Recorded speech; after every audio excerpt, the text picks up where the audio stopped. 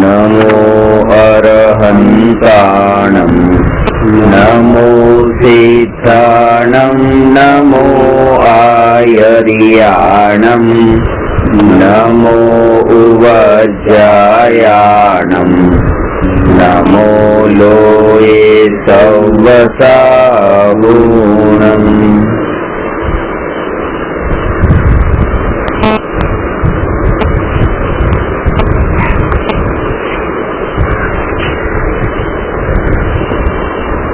प्रश्न नंबर 194 आत्मानुभूतिनी विधि पर चर्चा चाले छे। गईकाले छेल्ले चर्चा करेली के अज्ञानी ने अनुकूल पर्याय में फेरफार करवानो भाव नहीं, प्रतिकूल पर्याय में ज फेरफार करवानो भाव छे।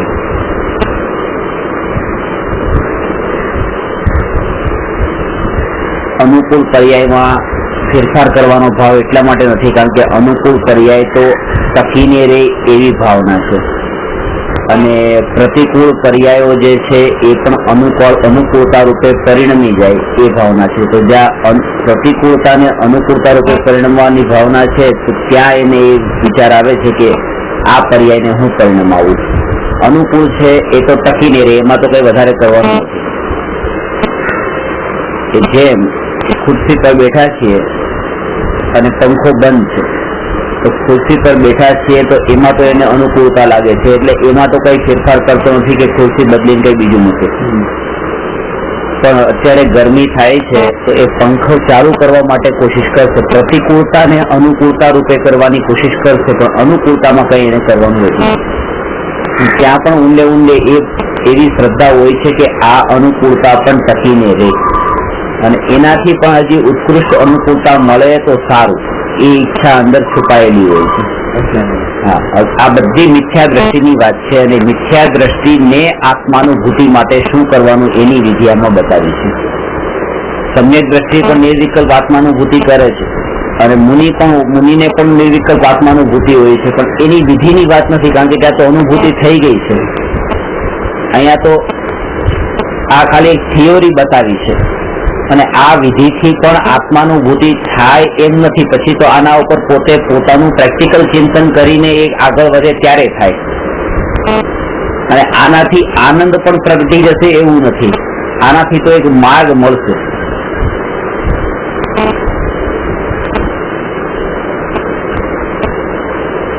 જેમ પાકશાસ્ત્રની જે પુસ્તકો હોય છે એમાં દૂધ પાક બનાવવાની વિધિ બતાવી છે તો એમાં આટલું દૂધ ને આટલા ચોખા ને ખાંડ ને બધું હોય, આટલી વસ્તુ જોઈએ અને એની વિધિમાં પેલા આ નાખો ને આ નાખો ને આ નાખો એ બધું વર્ણન આવે। એ વર્ણનને જયારે વાંચી લીધું ત્યારે વાંચીને એ વાંચનારાનું પેટ દૂધપાકનો સ્વાદ લઈને ભરાઈ જતું નથી। ત્યાં તો ખાલી એને જાણકારી થઈ કે જો મારે એ સ્વાદ લઈને પોતે પેટ ભરવું હોય તો મારે આ વિધિથી આ માર્ગ પર ચાલવું જોઈએ, એનું મને અહીંયા ગાઈડન્સ મળ્યું છે। એટલે આ શાસ્ત્રોના અંદર જે વર્ણન કરેલું છે એ એના જેવું છે કે જે વર્ણન હિમાલયથી નીકળતી ગંગા નદી બંગાળની ખાડી સુધી પહોંચે છે અને એ ગંગા નદીની લંબાઈની વાત તો દૂર, એની પહોળાઈને પણ આપણે જોઈ શકતા નથી। આ કિનારેથી બીજા સામે કિનારે જોઈએ તો એટલી એ પહોળી છે। તો એ ગંગા નદીનું સ્વરૂપ આપણે જો સમજવું હોય કે ગંગા કેવી છે, ક્યાંથી નીકળી, ક્યાંથી પસાર થઈ રહી છે કે તો એને તો નકશા ઉપર જોવાથી જ તે ગંગા નદીનું સ્વરૂપ સમજી શકાય। ડાયરેક્ટ ત્યાં ઉભા રહીને ગંગાની પહોળાઈને પણ ન જોઈ શકાય અને નકશા ઉપરની લંબાઈને પણ આપણે દેખી શકાય છે કે ગંગા આવી છે। તો એના સ્વરૂપને સમજવા માટે આદિથી લઈને અંત સુધીનું સ્વરૂપ સમજવા માટે એ નકશો બહુ જ ઉપયોગી છે। પણ જેને તરસ લાગી છે એવો વ્યક્તિ એ ગંગા નદીનો નકશો લઈને બેઠો રહે અને એમાં ગંગા નદીને જોઈ રાખે તો એની તરસ છુપાવવાની નથી। તરસ છુપાવવા માટે એને સાક્ષાત ગંગા પાસે પહોંચવું જરૂરી છે। એવી રીતે આત્માની અનુભૂતિ માટે આત્માની અનુભૂતિની આ જે વિધિ છે એ તો ખૂબ જ જરૂરી છે કારણ કે અજ્ઞાની જીવોને सीधो डायरेक्ट आत्मा बतावी शकातो नथी कारण के आत्मा तो एवो अनंत गुणों नो धाम है કે જે જ્ઞાનીઓ પણ એ અનંત ગુણોનું વર્ણન કરી શકતા નથી. જેમ સુકાવદેવે કીધું કે કેવળ ભગવાન પણ એ આત્માનું વર્ણન કરવા માટે સક્ષમ નથી, કે અનંત ગુણો છે ને એક એક ગુણ ઉપર વર્ણન કરે તો અનંત કાળ લાગી જાય. ખાલી એક સમય આપણે એક ગુણ માટે કહીએ તો અનંત ગુણ માટે અનંત સમય લાગે, અનંત કાળ વીતી જાય. તો ભગવાન પણ એના માટે સમર્થ નથી. એટલા માટે કે એ વર્ણનને સમજવા માટે તો આ રીતે ગુણોના ભેદ કરીને યુક્તિથી, તર્કથી, ન્યાયથી, અનુમાનથી, આગમ પ્રમાણથી, એવી રીતે ઉદાહરણથી, અલગ અલગ પક્ષથી આત્માના સ્વરૂપને આત્માની અનુભૂતિની વિધિમાં સમજાવવામાં આવ્યું છે. હવે અહીંયા આપણે છેલ્લે આ પર્યાયની વાત કરી. હવે જેમ જેમ આગળ જશું એમ એમ આત્માનું સ્વરૂપ આપણા વિચારોના અંદર પિક્ચર આખું ક્લિયર થવું જોઈએ. એક તો એની જાણકારી બતાવે છે અને પછી એની અનુભૂતિ. એ જે વિજ્ઞાનની ચોપડીમાં પેલા એ લખ્યું છે કે કરંટ આવો હોય તો એ પેલા કરંટનું સ્વરૂપ બતાવ્યું પુસ્તકમાં લખેલું, અને પછી એ વિજ્ઞાનના ગુરુએ એ કરંટના સ્વરૂપને ક્લાસના અંદર સમજાવ્યું. તો એક તો લખાણમાં સમજાવવામાં આવ્યું, બીજું કહીને સમજાવવામાં આવ્યું, અને પછી એ વિદ્યાર્થીઓને કહેવામાં આવ્યું કે તમે હવે એનો વિચાર કરો કે આ કરંટ કેવો હશે. એનું અનુમાન કરાવવામાં આવ્યું. એટલે 3 માધ્યમ કીધા. એક તો આગમના સેવનથી, યુક્તિના અવલંબનથી અને પરાપર ગુરુના ઉપદેશથી આત્માનો નિર્ણય કરવો. એટલે આગમનું સેવન, જેમ કે કરંટનું ખબર એક પુસ્તકમાંથી, એવી રીતે આત્મામાંથી આત્માનું સ્વરૂપ જાણે આગમમાંથી. યુક્તિના અવલંબનથી, એટલે પોતે વિચાર કરીને યુક્તિથી પોતે એ રીતે આત્માનો નિર્ણય કરે. અને પરાપર ગુરુના ઉપદેશથી, પ્રત્યક્ષ કે પરોક્ષ ગુરુનો જે ઉપદેશ છે એ ઉપદેશથી પણ આત્માના સ્વરૂપનો નિર્ણય કરે. અને એ નિર્ણય તો બુદ્ધિપૂર્વકનો છે, એટલે એનો ટાઈમ ફિક્સ હશે કે મારે આ ટાઈમે માનો શાસ્ત્ર વાંચવું છે, કે આ ટાઈમે ગુરુનો ઉપદેશ સાંભળવો છે, કે આ ટાઈમે તત્વનું ચિંતન કરવું છે. પણ અનુભૂતિનો ટાઈમ એને પ્રી પ્લાન નહીં હોય. એ તો ગમે ત્યારે થઈ જશે કે આ પુસ્તકમાંથી વાંચ્યું છે સ્વરૂપ કરંટનું, અને ક્યારેય એ હાથ લાગી જાય, ભૂલથી છેડાવ છૂટો તો હાથ લાગી ગયો છે, અનુભવ થઈ ગયો કરંટનો. એના માટે એક ટાઈમ ફિક્સ કરીને એને હાથ નથી લગાડવો પડતો, એ તો અચાનક લાગી જાય છે. તો અનુભૂતિ જે છે, અનુભૂતિ એનો ટાઈમ ફિક્સ નથી, એ તો અચાનક થઈ જાય છે, પ્રી પ્લાન નથી. અને જ્યારે અનુભૂતિ થાય છે એ સમયે આ જે આત્માનુભૂતિની વિધિ જે બધી ભણી હતી એ બધી પછી શું કામની? સીધો અનુભવ કર્યો, એ દૂધપાકનો અનુભવ કર્યો, પછી દૂધપાકની પુસ્તક ત્યાં પડી છે, એનું હવે શું મહત્વ? આત્માની અનુભૂતિ કરી લીધા પછી આત્માની અનુભૂતિની વિધિના જે પ્રશ્નોના જવાબો જે છે એનું શું મહત્વ? ઘણું મહત્વ છે. મહત્વ એ છે કે જ્યારે આત્માની અનુભૂતિ થઈ ત્યારે એ પ્રમાણ થઈ ગયું કે એમાં જે લખેલું હતું એ બધું સાચું છે. જો આ તો એની મહિમા જે પેલા હતી એ ખાલી વિચારોના લેવલ પૂરતી હતી, અને હવે અનુભવથી એની મહિમા આવે છે કે આ વાત પરમ સત્ય છે. અને એટલા માટે કહેવાય છે કે જેને નિર્વિકલ્પ આત્માની અનુભૂતિ થઈ હોય, જેને આત્માની શ્રદ્ધા થઈ હોય, એ જ જીવોને સાચા દેવશાસ્ત્ર ગુરુની સાચી શ્રદ્ધા હોય, મિથ્યા દ્રષ્ટિઓને ન હોય. કારણ કે એ જે વાત બતાવી છે એ વાતનો અનુભવ તો ગમે દ્રષ્ટિ કરે છે, એટલે વિશ્વાસ છે કે આ વાત પરમ સત્ય છે, ગુરુની વાત ને દેવની વાત ને શાસ્ત્રની વાત.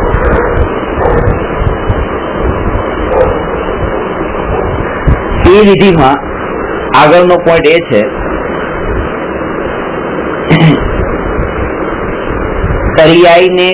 પર્યાયના રૂપમાં દેખે અને દ્રવ્યને દ્રવ્યના રૂપમાં દેખે તો જગતમાં પરિવર્તન કરવાનો ભાવ ન આવે.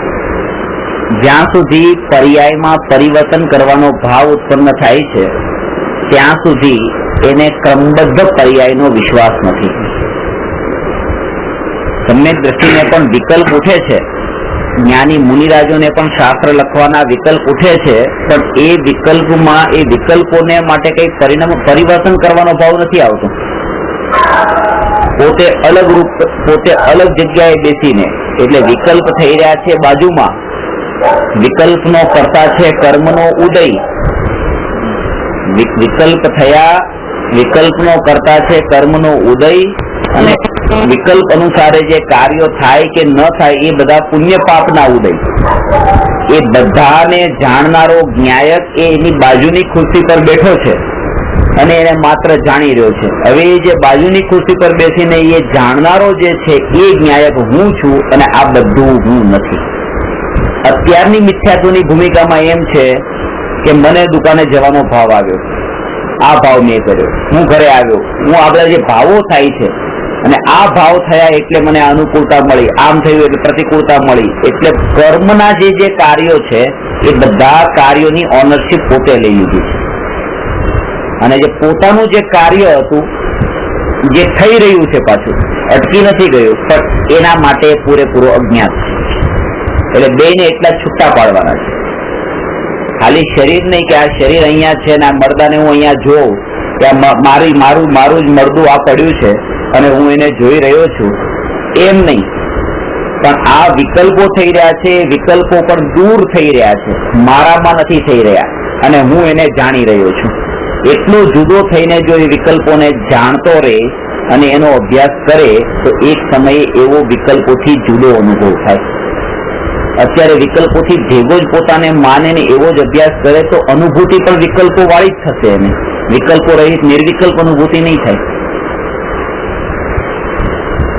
એટલે આજ સુધી મેં ઘણા પાપ કર્યા ને હું પાપી છું ને આ જે છે ને, તો એ બધા પણ એ વિકલ્પો જ છે. મેં ઘણા વિકલ્પો કર્યા, એક પર્યાય પણ એવી નથી કે હું નિર્વિકલ્પ થયો. અનંત પર્યાયોમાં વિકલ્પ ચાલુ રહ્યા. તો આ વાત જયારે એ વિચાર કરે છે આ વાતનો, ત્યારે એને એ વાત પણ યાદ રાખવાની છે કે અનંત પર્યાય, એક પણ પર્યાય વિકલ્પ વગરની ગઈ નથી, પણ એક પણ પર્યાયમાં મેં વિકલ્પ કર્યો નથી એવો જે સ્વભાવ છે, ન્યાયક ભાવ, એ મારું અસલી રૂપ છે, જેને હું માનતો નથી અને એને જ મારે માનવાનું છે. અને જયારે તત્વનો વિચાર કરું ત્યારે એનો જ વિચાર મારે કરવાનો છે. એ મારું શુદ્ધ સ્વરૂપ. એટલે શુદ્ધ સ્વરૂપનો વિચાર કરતા પર્યાયની મલિનતાના અંદર, કે હવે તમારા અંદર પર્યાયની મલિનતા છે અને મેં તમને એમ કીધું કે હે પાપી, પાખંડી, આ તે, તમને ખબર, તમને એ વાતનો એ વખતે સાક્ષાત અહેસાસ થશે કે આ મને નથી કહેવાય રહ્યું, કારણ કે હું એ છું જ નહીં, તો મને કેવી રીતે કહેવાય? હું તો જ્ઞાયક છું, તો જ્ઞાયકના માટે આ નથી કહેવાતું, આ તો પર્યાય માટે જે કઈ કહેવાય રહ્યું છે કે હે રાગી, હે દ્વેષી, એ પાપી. તો એ પર્યાયને જુદી રાખીને જે પોતે દૂરથી જોવે છે એને તો એમ જ લાગે છે કે આ ભાઈ આને કઈ કહી રહ્યા છે, મને કઈ નહીં. અને એને પણ એ રીતે જ જાણે છે. જે પેલો વ્યક્તિ દૂરથી જાણે છે કે હું આ પારકાને કહું છું, એ પણ એ જ જાણે છે કે હું આ પારકાને કહું છું. એટલો ભેદ કરી આ પારકાને જાણું છું એમ. એ પર્યાયની વાત આના અંદર છે કે જે પર્યાય ઘટિત થાય, વિકલ્પોની પર્યાય, પૂતગલની પર્યાય, એને એ પર્યાયને પર્યાયના સ્વરૂપમાં જોવે. પર્યાય મારું સ્વરૂપ નથી. પર્યાય છે ખરી, પણ પર્યાય મારું સ્વરૂપ નથી. માટલું જે છે એ માટલું માટીનું જ છે, પણ એ માટલું જે છે એ જ માટી નથી. કારણ કે માટલું ફૂટી જશે અને એને જ જો માટી કહેશું તો માટીનો નાશ થઈ ગયો એમ માનવું પડશે. માટલાનો નાશ થાય છે, માટીનો નાશ નથી થતો. તો ત્યારે એને એટલી જ જાગૃતિ રાખવાની કે માટલું એ જ માટી નથી, માટી એ માટલાથી કંઈક અલગ વસ્તુ છે. એવી રીતે આ વિકલ્પની પર્યાય ઉઠી છે, એ પર્યાય છે, એ જ આત્મા નથી. એ વિકલ્પોની પર્યાયથી જુદું એક આત્મા છે, જે આ પર્યાયના નાશ થવા છતાં પણ પોતે ટકીને રહે છે.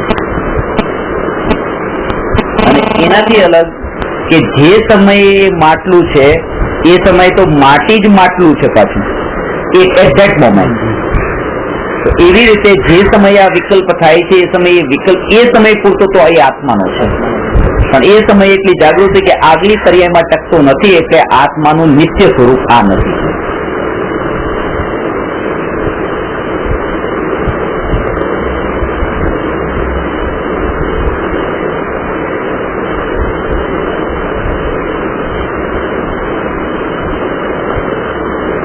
જ્યારે પર્યાય ઉપરથી દ્રષ્ટિ ટળી જાય છે ત્યારે પોતાને ભક્ત માનતો નથી.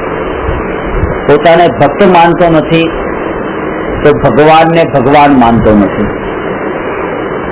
તો હાથ જોડવાનો ભાવ એ છૂટી જાય છે, ટળી જાય છે. હાથ જોડવાનો ભાવ ટળી જવો એટલે શુભ ભાવ ટળી જવો, ને એ ભાવ ટળવો એટલે હવે શુદ્ધમાં આવવું.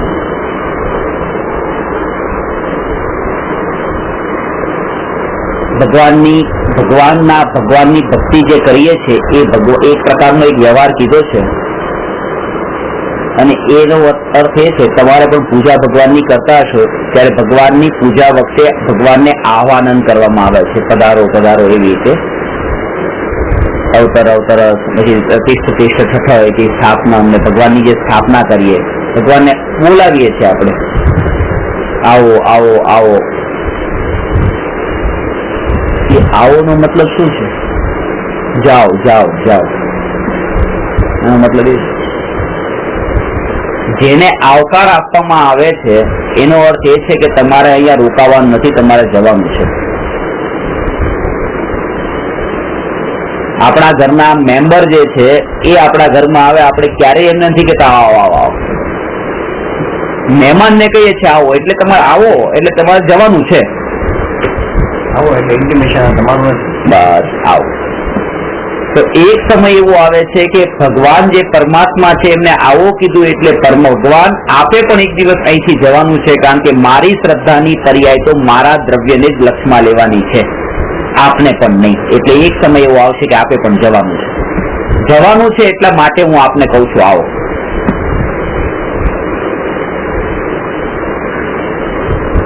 એક સમયમાં બે જગ્યાએ તો શ્રદ્ધા મારી રહેવાની નથી, એક જ જગ્યાએ રહેવાની છે. અને એ શ્રદ્ધા જે અત્યારે તમે વિચાર કરો, સમ્યક દર્શનનું બળ કેવું છે કે સમ્યક દર્શન જયારે પ્રગટ થાય છે ત્યારે એ શ્રદ્ધા ગુણની એક પર્યાય એ પૂરેપૂરી ન્યાયકના અંદર સમર્પિત થાય છે. અત્યારે તમે જો પ્રેક્ટિકલી તમને ખબર પડશે કે આ શરીરને તમે પોતાનું માનો છો, કપડાને પોતાના માન્યા, ઘરને પોતાનું માન્યું, પત્નીને પોતાની માની, તો મારાપણું જે છે ને, મારું શરીર મારું, કપડા મારા, ઘર મારું, ગાડી મારું, તો આ શ્રદ્ધા ગુણની પર્યાય આ આટલા વિષયોમાં, આટલા પદાર્થોમાં ડિસ્ટ્રીબ્યુટ થઈ ગઈ. એક પાણીનો ઉપરથી પાણીની ટાંકી હોય અને એમાં 10 નળ છે, તો 10 નળમાં પાણી આવે છે તો એ પાણીનો ફોર્સ અને 10 નળ બંધ થઈ જાય અને એક નળથી પાણી આવતું હોય તો એ ફોર્સ. તો જગતના જયારે સમ્યક દર્શન પ્રગટ થાય છે ત્યારે આ અનંત પર પદાર્થોમાં જેમાં મારાપણું છે, મારાપણું જે વેચાઈ ગયું હતું એ બધું જ એકઠું થઈને જયારે ન્યાયકમાં કેન્દ્રિત થાય છે ત્યારે એ સમ્યક દર્શન અનંત કાળ સુધી ટકે છે અને એના બળ પર મોક્ષ ટકે છે. સમ્યક દર્શનના બળ પર એની ઉપમા ના આપી શકાય. એમ કે જેમ પત્નીમાં મારાપણું આ મારી મારી, એવું ન્યાયકમાં મારાપણું જ્ઞાનીને થતું હશે કે નહીં. કે પત્નીનું મારાપણું તો એક વસ્તુ નું, તો આપણે તો જેમ અનેક પદાર્થો છે એમાંથી એક અંશ છે, તો એ મારાપણાનો એ અંશ વાળું અંશ થોડો જાય છે આત્મામાં. આત્મામાં તો પૂરી શ્રદ્ધા જાય છે. અહીંયા પત્નીમાં તો શ્રદ્ધાનો એક અંશ ગયો છે, મારાપણાનો અંશ ગયો છે, કારણ કે બીજું પાછું પુત્રમાં પણ મારાપણું છે. એવું કે છે કે બધું જ મારાપણું પત્નીમાં હોય. અને તમને પ્રેક્ટિકલી ખબર પડશે કે મારાપણું જયારે વિભાજિત થઈ જાય છે ત્યારે 2 વિષયોમાં જાય, 3માં જાય, 4માં જાય, ત્યારે એ નબળું પડતું જાય છે.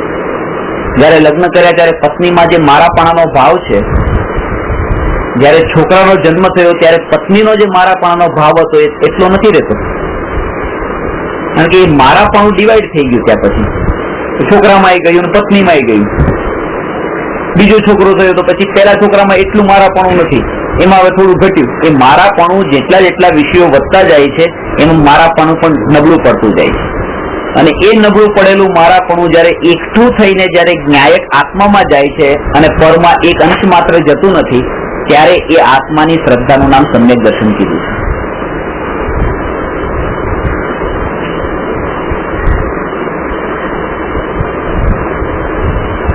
નિગોદિયા જીવને વધારે દુઃખ એટલે છે.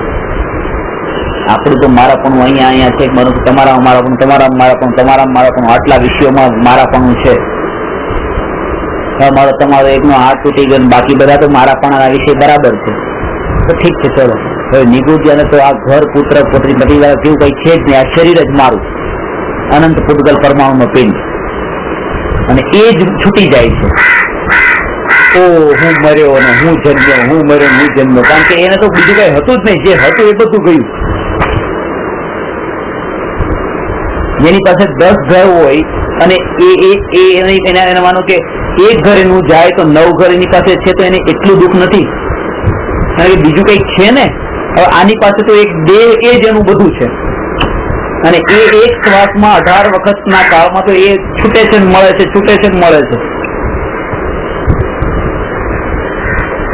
અને સ્પર્શ ઇન્દ્રિયના માધ્યમથી એને જ્ઞાન પણ થઈ રહ્યું છે. પાછું એ ખાલી વ્યક્ત નથી કરતું, બાકી દુઃખને ભોગવે છે, પણ એવી જ રીતે કે મેં ગ્રહણ કર્યું, મેં છોડ્યું.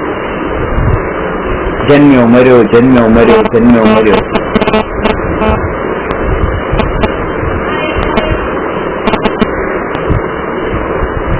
એટલે કે ભગવાનની પર્યાયને જયારે જોતા નથી, પોતાને જે ભક્ત રૂપે માનતો નથી, પોતાને ભગવાન માને છે, એ પછી ત્યાં પણ ભગવાન નથી, ભગવાનને ભગવાન તરીકે નથી માનતો. કેવા ભગવાન? પર્યાય વાળા ભગવાન, ત્યાં દ્રવ્ય સ્વભાવ વાળા ભગવાન દેખાય છે. એટલે કે અહીંયા ભક્ત વાળી પર્યાય ઉપરથી જેની દ્રષ્ટિ ટળી ગઈ, એને ત્યાં ભગવાનની પર્યાય ઉપરથી દ્રષ્ટિ ટળી ગઈ. અહીંયા આત્મદ્રવ્ય સ્વભાવ ઉપર દ્રષ્ટિ ગઈ છે, એટલે ત્યાં પણ હવે આત્મદ્રવ્ય સ્વભાવ દેખાય છે, જે મૂળ સ્વભાવ છે. મુનિવર રામસિંહ નું આવે છે પાહુડ દોવામાં, ભગવાનની ભક્તિ કરવા માટે ચોખા જે ચડાવે ને, ભગવાનને ચોખા હાથમાં મુઠ્ઠીમાં ચોખા લઈને જાય છે. એમ કે ભગવાનની ભક્તિ કરવા માટે હાથમાં ચોખા હતા, અને ભગવાનની ભક્તિ કરતા કરતા કરતા ભગવાનમાં એવા લીન થઈ ગયા કે મુઠ્ઠી ક્યારે ખુલી ગઈ ખબર નહીં પડી, અને ચોખા પડી ગયા. આવી એકાગ્રતાથી ચોખા ચડાવે એ ખરી ભગવાનની ભક્તિ. એમ નહીં, અહીંયા તો એને એક એક ચોખ્ખો મૂકવો પડે, આમ કે આ મૂક્યો, આમ વિકલ્પ કેટલા છે? વિકલ્પ નથી. મુઠ્ઠીમાં ચોખા લઈને ગયા હતા, ભગવાનના દર્શન કરતા કરતા ભગવાનમાં એવી સ્થિરતા થાય છે, મુઠ્ઠી છૂટી જાય છે, ચોખા પડી જાય, આ ચડી ગયા છે.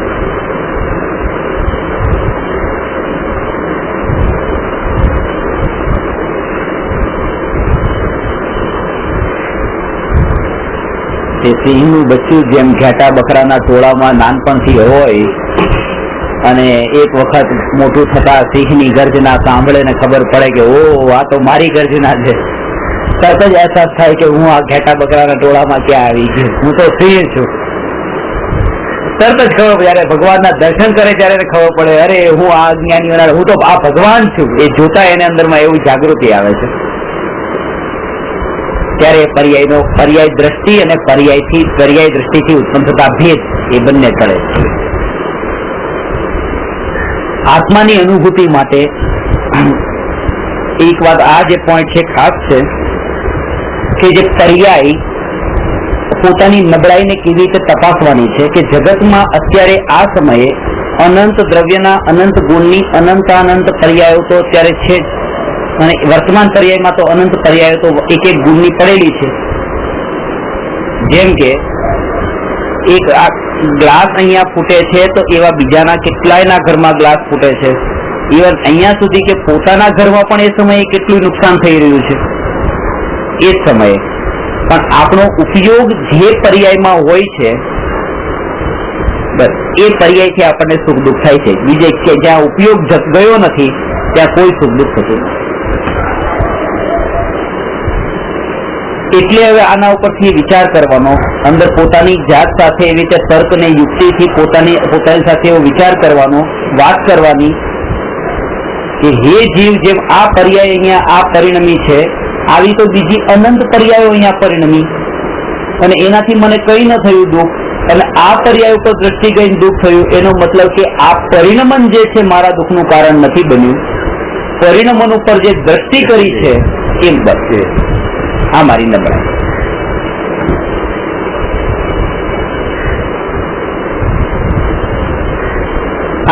જ્ઞાનીને જયારે કીધું ને કે તમે આખા જગત ઉપરથી દ્રષ્ટિ હટાવીને એક આત્મા ઉપર દ્રષ્ટિ કરો,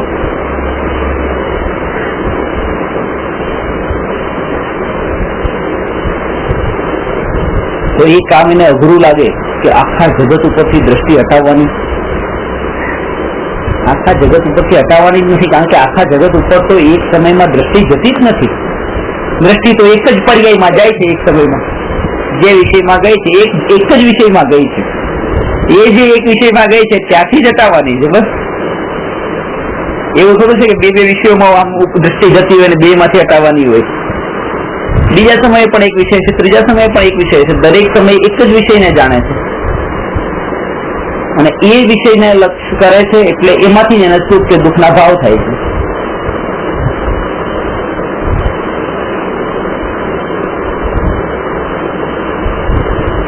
અને એમાં પણ હવે પકડવાનું કે એ પર્યાયનું પરિણામ એના ઉપર દ્રષ્ટિ ગઈ. આ દ્રષ્ટિ ગઈ કેમ? કારણ કે રાગાદી ભાવ છે એટલા માટે દ્રષ્ટિ ત્યાં જાય છે. ઉપયોગ એ જ વિષયમાં જાય છે જે વિષય સંબંધી રાગાદી ભાવ હોય છે.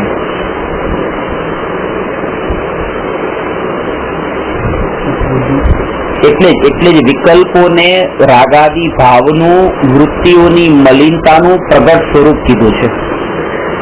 વિકલ્પને આજે સવારના 1 કલાકના ગાળામાં તમને 100 વિકલ્પ, કે એ 100 વિકલ્પ તમને આવ્યા, એ 100 વિકલ્પમાંથી 60 વિકલ્પ માનો પત્નીના આવ્યા, 20 વિકલ્પ તમને કોઈ પુત્રના આવ્યા, 10 વિકલ્પ મિત્રના આવ્યા, 10 વિકલ્પ શત્રુના આવ્યા. આમાં જે વિકલ્પો જેટલા વધારે જેના છે, સમજવું કે એ સંબંધી તમારો કષાય તીવ્ર છે. કારણ કે તીવ્ર કષાયને માપવા માટેનું સાધન જે છે એ વિકલ્પ છે. તમારી રુચિ કયા વિષયમાં છે એ તમને વિકલ્પ બતાવે છે. આમ અંદર પડી હોય તો ખબર નથી પડતી, પણ જેના વિકલ્પો વધારે હોય, તમે તત્વના વિચારો આવે છે, તત્વના વિકલ્પ આવે છે, તમારો હવે રાગ તત્વ તરફ વળ્યો છે, રુચિ તત્વની થઈ છે. શત્રુના જો વિચારો આવતા હોય ને એના વિકલ્પો આવતા હોય તો હજી એમાં પણ રાગ, એમાં દ્વેષ પડેલો છે. કષાય કંઈક ને કંઈક છે. કષાયોની તીવ્રતાને માપવાનું સાધન વિકલ્પોનું પ્રગટપણું છે.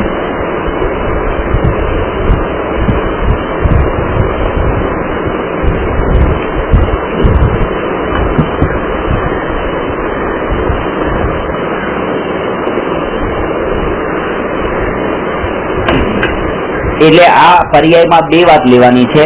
એક તો આ દ્રવ્યની પર્યાય સિવાય બીજા કેટલાય દ્રવ્યની પર્યાય પરિણમી પણ મારા દુઃખનું કારણ ન બની.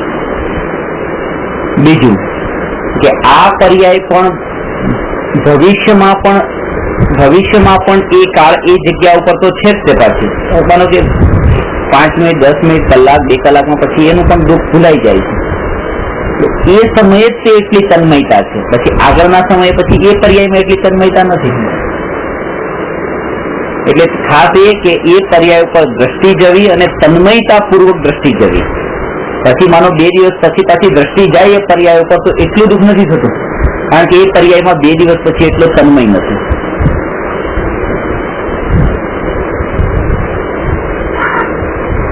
એક સેકન્ડ માટે વિચાર આગળ જતી જાય. અને કેમ નથી તો એના આઈને આ રીતે સમજવાનું. એટલા માટે નથી કારણ કે એવી નવી પર્યાયો મળી ગઈ છે જેમાં તન્મય થવા માટેની, એટલા માટે એ પર્યાય ઓટોમેટિક નીકળી જાય. વિચાર કરો, ઘણી વખત એવા કષ્ટ ને દુઃખ હોય છે જેને આપણને એ સમયે કેટલાય લોકો આપણને શાંત રાખતા હોય કે નહીં રડો. માનો કે કોઈનું મરણ થયું, પિતાનું, માતાનું, સગાનું, નહીં રડો, નહીં રડવાનું આવે જ છે. કારણ કે એવી કોઈ બીજી નવી પર્યાય નથી જેમાં હું તન્મય થાવ. અને 2-4 દિવસ જાય, માનો 2-4 લાખ રૂપિયા કમાઈ ગયા કે તરત જ એમાં તન્મય થઈ ગયા, અને ભૂલાઈ જાય છે. કારણ કે એવી તન્મય થવા વાળી પર્યાય જીવને જો મળે તો પૂર્વની તન્મયતા છૂટે.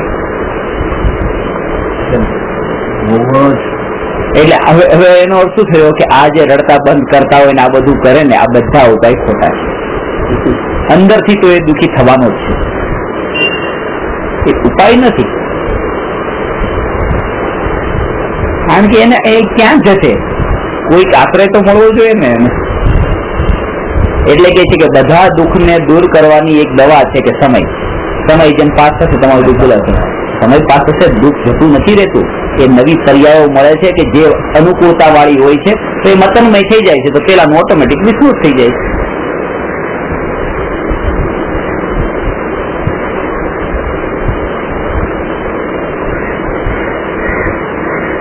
આ દ્રવ્ય ગુણ પર્યાય પૂરેપૂરું ક્રિસ્ટલ ક્લિયર જેના જ્ઞાનમાં હોય ને એને પછી પર્યાયને દરેક પર્યાયને પછી પર્યાય તરીકે જોવે અને એમ જોવે કે અનંત કાળ પછી જેને આ પર્યાયને મારે જેવી રીતે જોવાની છે એ પર્યાયને હું અત્યારે પણ એ જ રીતે એમ જ જોઉં.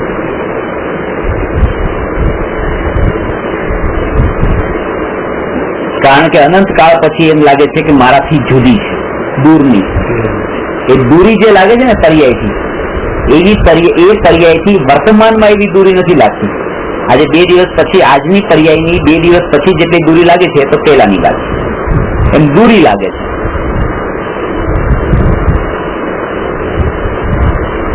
ગઈકાલે માનો કે એમ કે આમને ગુસ્સો કર્યો હતો અને 2 વર્ષ પહેલા ગુસ્સો કર્યો હતો, તો એ 2 વર્ષ પહેલા કર્યો તો એટલું બધું નથી લાગતું. ગઈકાલે હમણાં ગુસ્સો કર્યો, હમણાં આવું બોલ્યા, તો એ અત્યારની તાજી પર્યાયમાં વધારે તન્મયતા લાગે.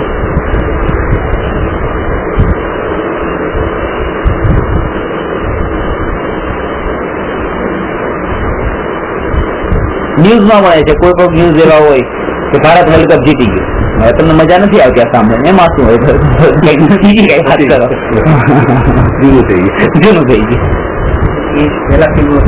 હા, એ પેલા એ દિવસે કીધું હતું 5 મિનિટ પેલા યાર 2 કલાક પેલા જીતી ગયું. હા, એટલે શું વાત કરે, એવું લાગે છે આજે એ પર્યાય આવવાની છે, પણ એનું ભાઈ એ તો તે ક્ષણે જે આનંદ તન્મયતા છે ને, તન્મયતા તે ક્ષણે છે. આ સુખનું બાકી સાહેબ આમાં છે તો અત્યારે આમ વિચારીએ તો સુખ થાય છે, વિચારીએ દુઃખ થાય છે. થતું શરીર ઉપર કઈ ઇફેક્ટ થતું નથી, મન ઉપર કઈ ઇફેક્ટ થતું, ખાલી ઇફેક્ટ જ થાય. ખાલી ભાવોથી ઇફેક્ટ થાય છે. શું હવે કે મા બાપ મરી ગયા કે પત્ની મરી ગઈ કે આપણને બહુ સુખ એ વખતે પણ થયું છું એકચુઅલમાં તારા ઉપર શું ફરક પડે, જીવ ઉપર શું ફરક, કઈ ફરક નથી પડતો. મને ઘણી વાર વિચાર શરીર ઉપર શું ફરક પડે, આ દિમાગ ઉપર ક્યાં ફરક પડે છે. ફાલતુ નહીં આપણે કે આવું થઈ ગયું આવું થઈ ગયું આમ માન્યતાથી જ થાય છે. માન્યતામાં એમ હતું કે મારા છે ને મારા, અને બધી ખબર છે કે આવ્યા છે, બધા જવાના છે, બધી ખબર છે, બોલતા જ કહેવાનું રોજ હોય, એક દિવસ બધા જવાનું. વાઇફ હોસ્પિટલમાં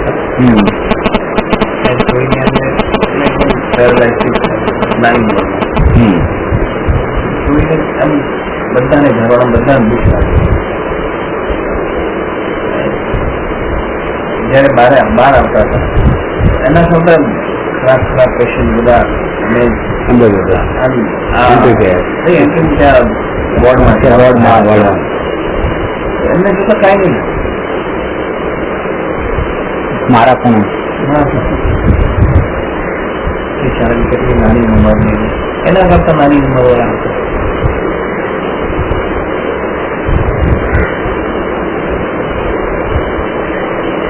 ખાલી મારાપણાથી આટલું દુઃખ લાગતું હોય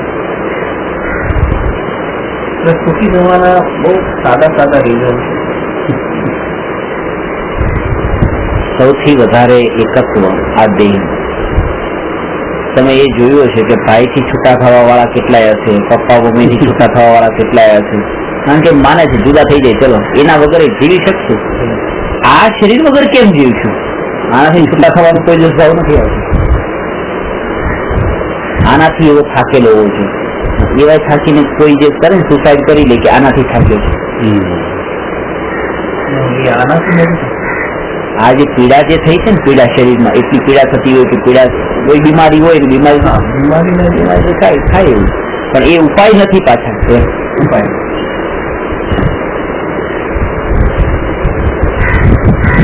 કોઈ એક વ્યક્તિ કોમામાં છે કેટલાય વખત છે, મને મારી પાસે સજેશન લેવા આવ્યા શું કરવું જોઈએ, કે એને ઇન્જેક્શન આપીને કે એને વિદાય કરી દેવી જોઈએ, એમ કે અમારાથી આ પીડા સહન નથી થતી.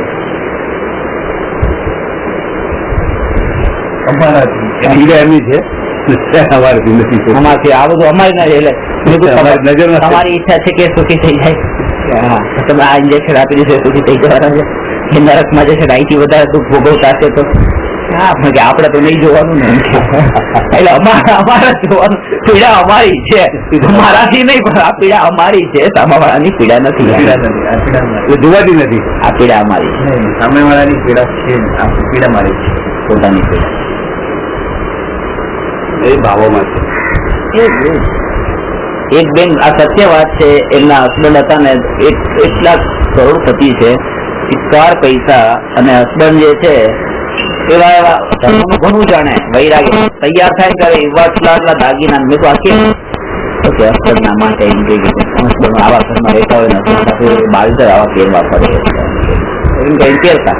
હસબન્ડ ઓફ થઈ ગયા 6 મહિના પહેલા, ઓફ થઈ ગયા. હવે તો કઈ રહ્યું પછી એવી રીતે તૈયાર થાય. મેં તમે તો ક્યાં હતા હસબન્ડ માટે, હસબન્ડ તો રહ્યા નહીં, કે દીકરા સાથે જતા હોય, દીકરાને કેવું લાગે કે પપ્પા નથી, મમ્મી એકલી છે, મારે તો મારી મમ્મી જ મારા પપ્પા છે, પપ્પા જ આવી, મમ્મી આવી તૈયાર થઈ ન આવે તો કેવું લાગે દીકરા માટે. મેં કીધું બંધ થઈ જાઓ તમે, તમારા કસાઈની પૂર્તિ કરવા માટે આ દીકરાને બાપાને બદનામ નહીં કરો. એટલે આ જે અંદરના ભાવ છે ને પોતાના જ હોય છે, બીજા માટે કઈ નથી. પોતાના કસાય ની વિકલ્પ પૂરતી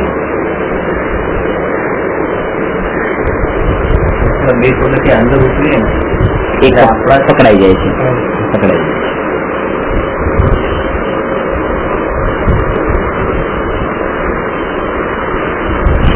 જે સમયે નિર્વિકલ્પ આત્માની અનુભૂતિ નથી થતી એ સમયે 2 નુકસાન છે.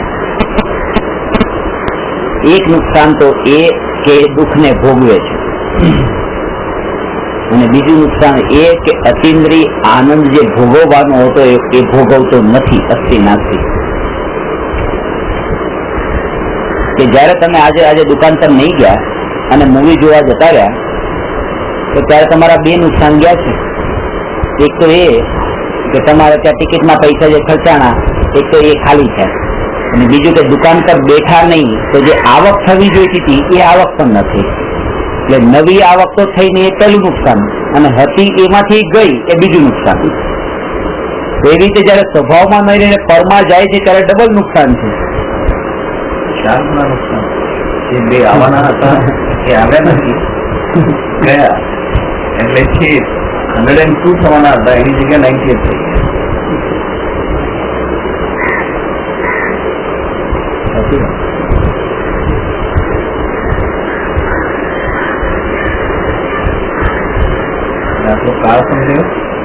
એટલા માટે મેં તમને થોડા દિવસ પહેલા કહ્યું હતું કે કોઈ પણ પર્યાયને ખાલી નહીં છોડો.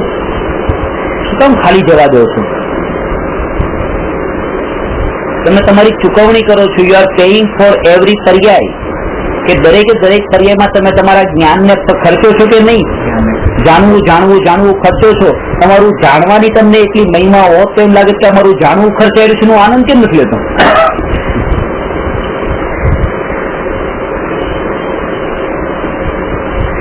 જાણવું એ મારો વૈભવ છે, અને મારો વૈભવ પળે પળે ખર્ચાઈ રહ્યો છે. પળે પળે જાણવું, જ્ઞાનનું પરિણામ નિરંતર થઈ રહ્યું છે. હું આનંદ કેમ નથી લેતો? એટલા માટે એમ નહીં, ઘણા લોકો એવા છે કે જે દુઃખી ને એમ શાંતિથી બેઠા, કઈ નથી એમને શું કામ શાંતિથી બેઠા છો? આનંદ લ્યો, આનંદ લ્યો. જયારે તમે ખર્ચી રહ્યા છો તમારી જ્ઞાન પર, એને તો આનંદ ને વેડફો નહીં. પણ એ આનંદ કેવી રીતે લેવો? આનંદ અંદર જ છે. અંદર લેવો કેવી રીતે એ ખ્યાલ નથી એ આવે છે. એ આનંદ લેવો જોઈએ. બરાબર, સારી વાત છે. પ્રશ્ન થયો કેવી રીતે લેવો, લેવાનો છે, ભાવ તો આવ્યો છે. બે જણા ગયા હતા મહારાષ્ટ્ર, 3 જણા ગયા. બે એક બહુ મજા આવી, એક મજા એ મજા મહાબલેશ્વર તો એ ખરેખર તમને તો આનંદ કેવી રીતે લેવો. આમાં અડધા લોકોને, અડધા નહીં, 90% લોકોને ગાન પણ આવે. હું આનંદ સ્વરૂપ છું, બસ હું આનંદ સ્વરૂપ છું, હું આનંદ સ્વરૂપ છું, આનંદ સ્વરૂપ છું, આનંદ સ્વરૂપ છું, આનંદ સ્વરૂપ છું, એનો જ આનંદ થઈ જાય. ગાન પણ લાગે એ જ આનંદ છે, બીજું કઈ નથી. ખરેખર આનંદ સ્વરૂપ જ છે. અને આમાં જ ખરેખર આનંદ સ્વરૂપ થઈ જાય છે પર્યાયમાં. આ ચિંતનમાં જે થઈ જાય છે તો થઈ જ ગયું ને. બીજી પર્યાય હટી ગઈ દિમાગ કે હું આનંદ સ્વરૂપ છું, આનંદ છે મારામાં. સુખ ને દુઃખ જે ભાવ હતા એ હટી ગયા, એ જ આનંદ. આનંદ સ્વરૂપ જ છે, આનંદ સ્વરૂપ જ છે. એ એવી નિરંતર જાગૃતિ ત્યારે પછી અનુકૂળતા આવી, પણ હું આનંદ સ્વરૂપ છું. પ્રતિકૂળતા, હું આનંદ સ્વરૂપ છું. એ આનંદ સ્વરૂપ ઉપર વારંવાર એ અનુભવ કરે છે, જેમાં દુઃખને વેદે છે. વેદન કરતા તે કઈ થતું કઈ નથી, પણ તેમ અહીંયા વેદી તો લે છે દુઃખને. આવું થયું. એ રીતે સુખને પણ એ જ રીતે વેદવાનું છે. નવીનતા કઈ નથી આવતી પર્યાયમાં કઈ, જેમ છે એમ, ખાલી એનું વેદન જ કરે છે. ભાવમાં પલટો લાવે.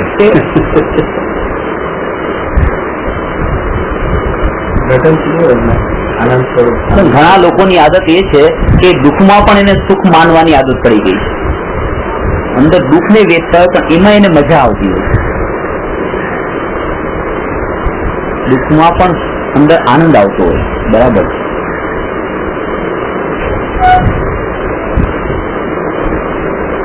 બે બેનપણી હોય ને એક બેનપણી એની સામે રડી રહી છે, તો એમાં પણ એને આનંદ છે. બરાબર, રડું છું ને આની સામે, બરાબર બધું થઈ રહ્યું છે ને ભાઈ, રૂમાલ લાય આમ લાય, જે રેડી છે ભાઈ, એમાં બધી ક્રિયાઓ પ્રોપર, એને રડવામાં પણ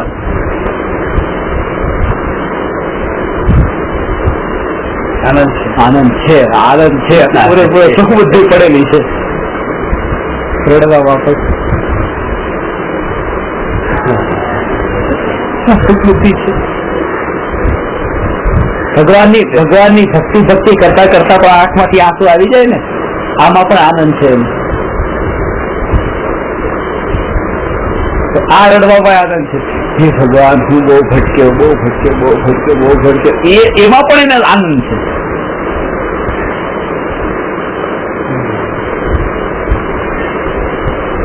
એમાં પણ આનંદ છે. એનાથી પણ આગળ જવાનું છે. આ અટકવાનું નથી, નહીં તો મરી ગયા. આનંદમાં તો અટકવાનું જ નથી. એટલે બીજા બધામાં તો ખબર પડે છે આમાં કે પેલું તો જે દુઃખ છે એ તો દુઃખ લાગે જ છે. એટલે એ તો સુખ છે તો સુખ લાગે જ છે, પણ આ દુઃખ તો દુઃખ લાગે પડે. ખરેખર એ સુખરૂપ આને લાગે છે.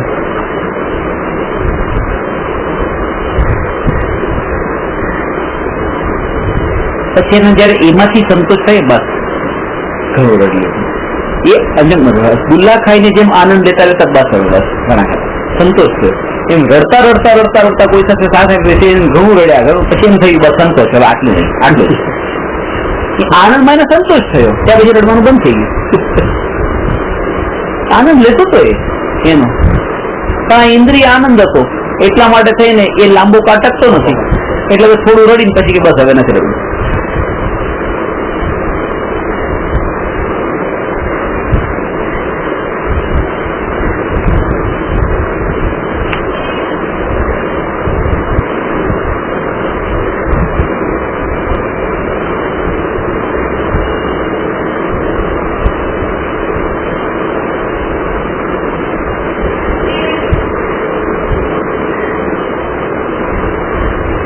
દ્રષ્ટિ પલટાવાની વાત છે, બીજું કઈ નથી. બધી વસ્તુ એક દ્રષ્ટિ પલટાય. આપણને લાગે છે કે આને લાગે દુઃખી કેટલો છે, બચારો રોવે છે, ને આપણે પેલા લાગે દુઃખ બતાવ પ્રકટ કરવા માટે, આનંદ પ્રકટ કરવા માટે રોવે છે. હલકો થઈ ગયો.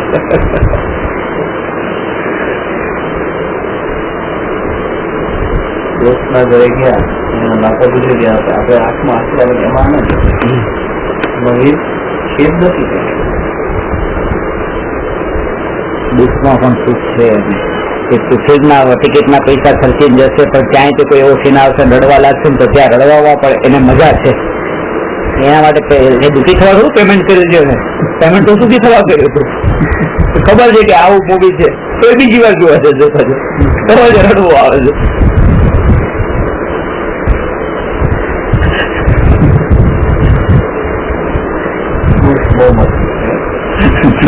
રડવા આવી જાય. બહુ મસ્ત મસ્ત એ જ લાગે છે. થોડા દિવસ પહેલા છે કૃપાળદેવનો સમાધિ દિવસ હતો તો એ વખતે એક પ્રવચન રાખ્યું હતું કોઈ જગ્યાએ. તો કોઈ ભાઈ પ્રવચન આપનારા આવ્યા છે, એમને ત્યાં એ સંસ્થાના અંદર બધા લોકોએ પ્રવચન સાંભળ્યું કૃપાળદેવ ઉપર આપ્યું. તો કે એક પછી કાનજી સ્વામીની જન્મ જયંતિ આ 5મી તારીખે આવે છે. તો મને તો એ કીધું કે કાનજી સ્વામી ઉપર તમારે પ્રવચન આપવાનું છે. અને કૃપાળદેવના સમાધિ દિવસે આ ભાઈને બોલાવ્યા હતા અને એમણે કૃપાળદેવ ઉપર એવું પ્રવચન આપ્યું કે 80% લોકોની આંખમાં આંસુ હતા. તમે એવું પ્રવચન આપો કે 100% લોકોની આંખમાં આંસુ આવી. કાનજી સ્વામી તો એવું પ્રવચન આપો કે 100% લોકોમાં આંસુ આવી જાય. મશીન ગન લઈને આવું કીધું તો બધાની આંખમાં આંસુ આવી જશે. શું કરાવવા માંગો તમારી પાસે? મહાપુરુષોનું જીવન ચરિત્ર, મહાપુરુષોના જીવન ચરિત્રને શાસ્ત્રોમાં એમની લાઈફને શાસ્ત્રોમાં કથાનુયોગ કીધો છે. અને કથાનુયોગ વાંચવાના ફળમાં કે સાંભળવાના ફળમાં અતિન્દ્રિય આનંદ પ્રગટે, વિતરાગતા પ્રગટે. આ તો આગમ છે, એને વાંચીને રડવું આવે કે આનંદ પ્રગટે? જ્ઞાનીઓનું જીવન ચરિત્ર વાંચીને તો અંદરમાં એવો પ્રેરણા મળે કે એવો આનંદ પ્રગટ થાય. રડવું આવે?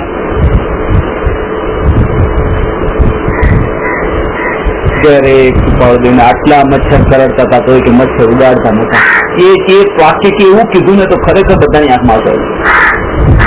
મચ્છર નતા ઉડાડતા. અરે આનાથી રડવું આવે? આનાથી હવે હું આવું ક્યારે કરું? હવે હું કે એ ખરી એમના પ્રત્યે સમર્પણ ભાવ ને ભક્તિ ભાવ એનું નામ છે. રડવા બેસી જવું, રડીને બસ આંસુ લૂછી નાખવા, બસ પતી ગઈ ભક્તિ. ભક્તિ આટલી સસ્તી થોડી છે.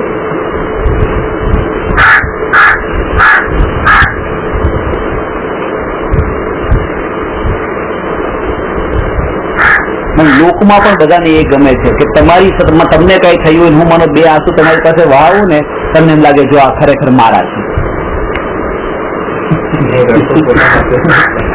એ પોતાના માટે રડતો તો પાછો ત્યાં રડવું આવી ગયું કે મારે રડવું નથી, જબરદસ્તી રડવું પડે. પણ એને આ ભાઈ ને કેવું લાગશે? સઘન ટકાવો છે.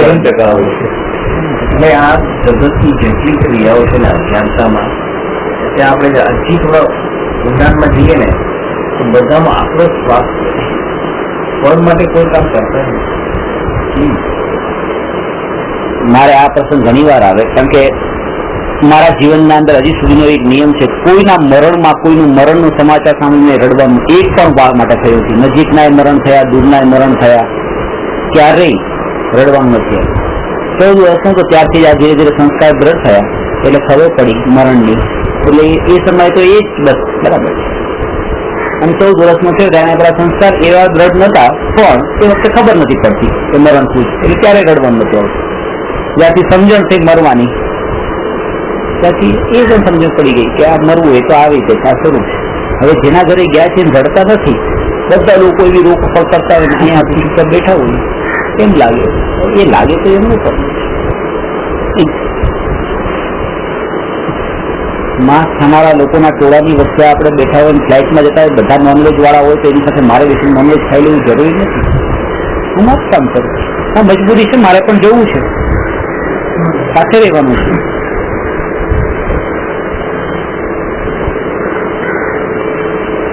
અને આવું માયાચાર પછી થતો નથી કે ખોટું રડીએ. આ 99% માયાચાર વાળા અહીંયા મુંબઈ શહેરમાં તો એટલું બધું નથી, ગામડામાં તો બહુ હોય છે કે એ છે ને જેના ઘરે મરણ થયું હોય ને એના ઘરે આવે ને લોકો તો દૂર દૂર થી આમ કરતા કરતા આવે એવું કરે લોકો તો આમ ગાવે રીતના ગીત ગાવે છે લઈને બધું એવું આવો હોય ને પછી એમાં આનંદ આવે પાછો.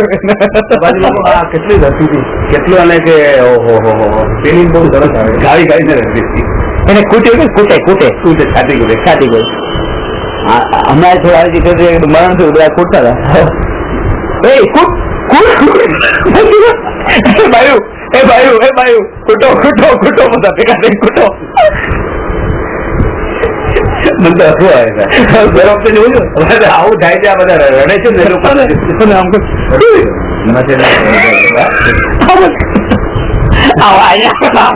એકદમ ઢીલા હોય હા હાથ ઉપર હાથ આવે એના ઘરવાળાને લાગવું જોઈએ કે ઓ આજે અમારા સગા સંબંધી આવ્યા, અમારા દુઃખમાં ભાગ પડા, દુઃખ ને વેચવા આવ્યા. બિચારો 3 દિવસ પેલા મરી ગયા, ભૂલી ગયા, મળવાથી એને પાછું રડે. કોઈ ગયા ને પાછું રડે. જેટલા માણસો આવે એટલી વાર રડવાનું ચાલુ. આ તો શું ફરીથી યાદ કર ભાઈ તું કેમ બેઠો. દાદાજી બહુ સારા હતા. હા સારા હતા કે ચાલુ થાય એટલે ભૂલતો નહીં. મને સર નથી આવતો આ ભાવ રડવા દો કે આવું થતું જ દિમાગમાં આવતું જ નથી કે રડવું કે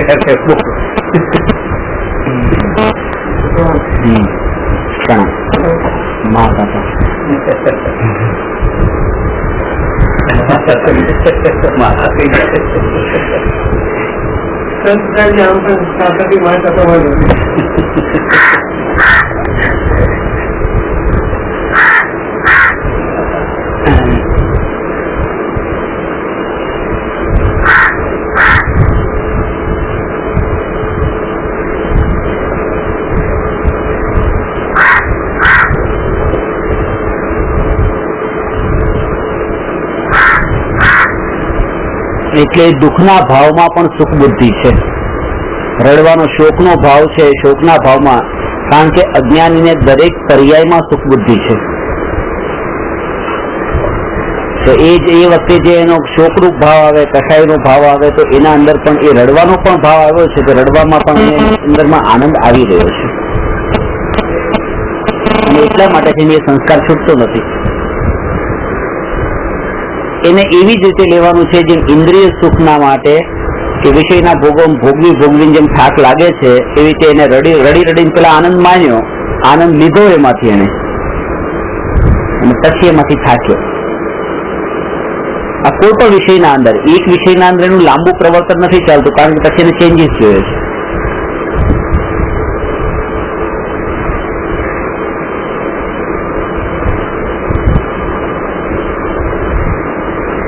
એટલે આ રીતે હવે એમાંથી બહાર નીકળીને આ રીતે આનંદ મનાવવો, લેવો. તમે જે કહેતા ને કેવી રીતે લેવો, આ રીતે આનંદ સ્વરૂપ છું, આનંદ સ્વરૂપ છું, આનંદ સ્વરૂપ છું. હવે કોઈ કઈ કીધું તમને તોય આનંદ સ્વરૂપ છું, સારું કીધું આનંદ સ્વરૂપ છું, અનુકૂળ કીધું આનંદ સ્વરૂપ છું, પ્રતિકૂળ કીધું આનંદ સ્વરૂપ છું. કોઈ વસ્તુ તમારી પાસે આવી આનંદ સ્વરૂપ છું, વસ્તુ ગઈ તો આનંદ સ્વરૂપ છું. આ આનંદ સ્વરૂપ છું એનો વારંવાર વિચાર કરવો અને આમાં ગાંડા થઈ જવું.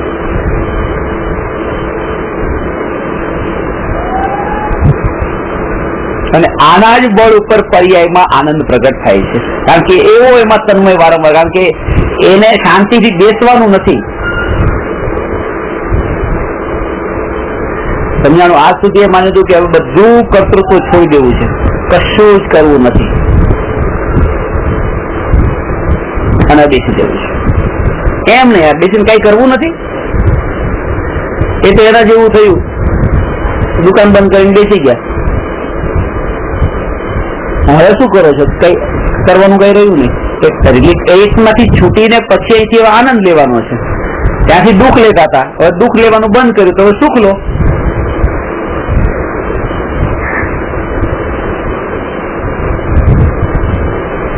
ત્યાં તો લાગતું હતું કે આ રસગુલ્લા છે ને એમાંથી સુખ લેતા હતા, અહીંયા તો કઈ નથી, તો કેવી રીતે લેવું? આમના મત ખાલી વિચાર કરીને કે ત્યારે પણ રસગુલ્લા માંથી તો લેતા જ નતા, વિચાર કરીને જ લેતા હતા.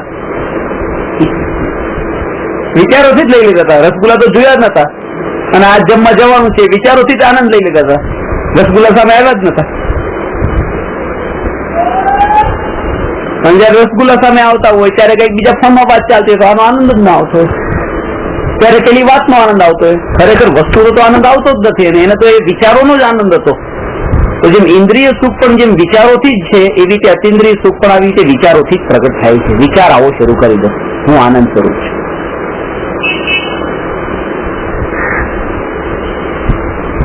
સ્વરૂપ છું એ કહેતા સંયોગોથી નથી. સંયોગો હોય કે ન હોય, સંયોગનો વિયોગ થાય તો હું જ છું, આ સ્વરૂપ જ આ છે, પોતે જ. હા,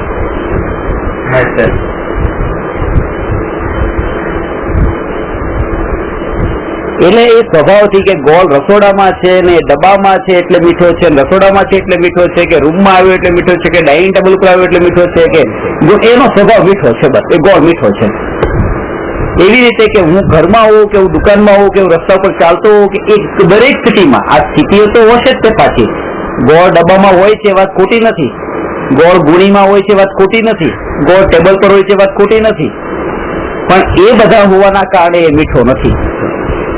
તો એવી રીતે કે કોઈ પણ અનુકૂળતા સંયોગો, અનુકૂળ સંયોગો હોય છે, પ્રતિકૂળ સંયોગો હોય છે, પણ એ સંયોગોથી હું સુખી છું એમ નથી. હું સ્વભાવ મારો સુખ છે એટલે હું સુખી છું.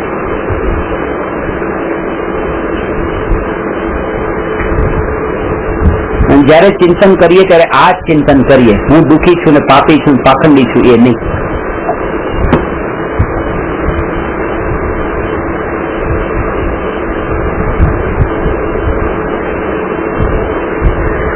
એને આ શ્રદ્ધા રાખવી પડે. પર્યાયમાં તો છે ને કે તમે પર્યાયની અંદર જે દુઃખ ને પાપ પડ્યા છે એનો ખેદ થઈ રહ્યો છે તો એને શુદ્ધ કરવી છે. તો એક શ્રદ્ધા રાખો કે એ શુદ્ધતા અશુદ્ધતામાંથી શુદ્ધતા આના બળ ઉપર પ્રગટ થશે, આના બળ ઉપર જ પ્રગટ થશે. તો પછી હવે તમે પોતાને એ માનવાનું બંધ કરી દો. ખરેખર જો તમે પોતાને પાપી તરીકે તમને ખેદ થતો હોય કે હું બહુ પાપી છું એનો ખેદ થતો હોય તો એનો વિચાર હવે બંધ કરી દો. અને જો હજી એનો વિચાર કરો છો એનો મતલબ કે તમને પાપીપણામાં જ મજા આવી રહી છે, એમાં સુખ બુદ્ધિ છે. આવો વિચાર કરવામાં તમને આનંદ આવી રહ્યો છે કે હું પાપી છું.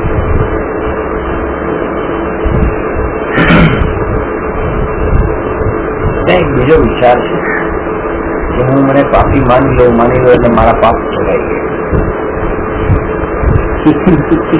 એટલે આ નવો વિચાર આવ્યો. એટલે એક પ્રકૃતિ છે,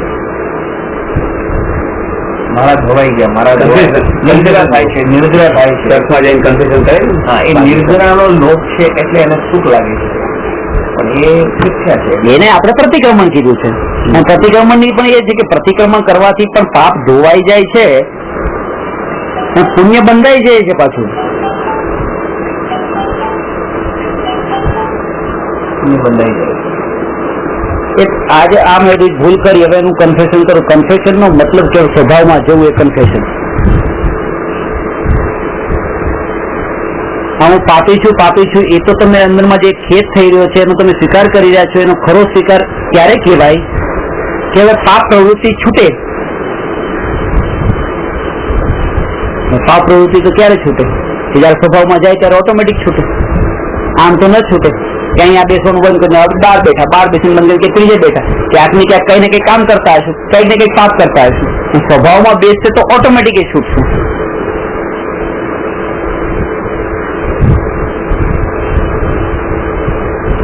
એટલે એક વખત કીધું હતું કે એક પિતાએ એના પુત્રને કીધું કે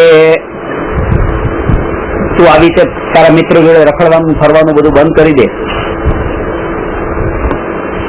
રોજ પિક્ચર જોવાના ક્લબમાં જતો રહે, બંધ કરી દે. 2 દિવસ બંધ કર્યું. પછી એ પાછો ક્રિકેટ રમવા જતો રહે. પછી કીધું ક્રિકેટ રમવાનું બંધ કરી દે. તો ત્રીજું કામ એને કર્યું. તો એવા કેટલાય કામ એવા કરે છે કે જેની પપ્પા એને ના પાડે છે. એટલે પપ્પાએ એક સાથે 200 કામની લિસ્ટ બનાવીને નાખી દીધી કે આ બધા કામ તાર નથી કરવાનું. તો દીકરો 201 નંબરનું કામ શોધી લે છે જે નથી કરવા દીધું. એનો ઉપાય નથી, એકમાંથી કાઢી બીજામાં પડવાનો છે. એટલે પિતાએ કીધું કે આવતીકાલથી તારે દુકાન પર બેસવાનું છે, તારે જે કરવું એ કરશે. એક જગ્યાએ એને એક ખીલો પકડાવી દીધો, પછી એ ક્યાં જવાનો છે ઓટોમેટિક અટકી જશે. બધા વિષયોમાંથી ઓટોમેટિક અટક્યો. એકમાંથી અટકાવ્યો તો બીજામાં ગયો, બીજામાંથી અટકાવ્યો તો ત્રીજામાં ગયો, પણ એકમાં એને સ્થાન અપાઈ દીધું તો બધેથી અટક્યો ઓટોમેટિક. તો એવી રીતે કે આ કે તમે આમાંથી નીકળો નહીં, હું સુખ સ્વરૂપ છું, હું સુખ સ્વરૂપ છું. તો એકમાં જયારે તમે લીન થઈ ગયા ત્યારે તમારા બધા જ ફેક્ટરો જે હતા તે ઓટોમેટિક છૂટી ગયા.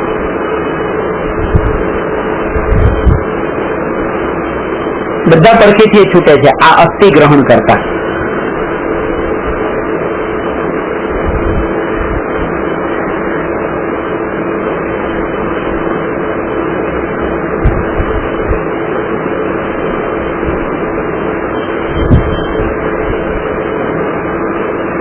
આત્માની અનુભૂતિની વિધિમાં જ્યારે આત્માનું વર્ણન કરવામાં આવે ત્યારે દ્રષ્ટિ આત્મા તરફ હોવી જોઈએ. આ એક એક પોઈન્ટ જે છે ને એના ઉપર નહીં, આ એક એક પોઈન્ટ થી આપણને સમજાવે છે.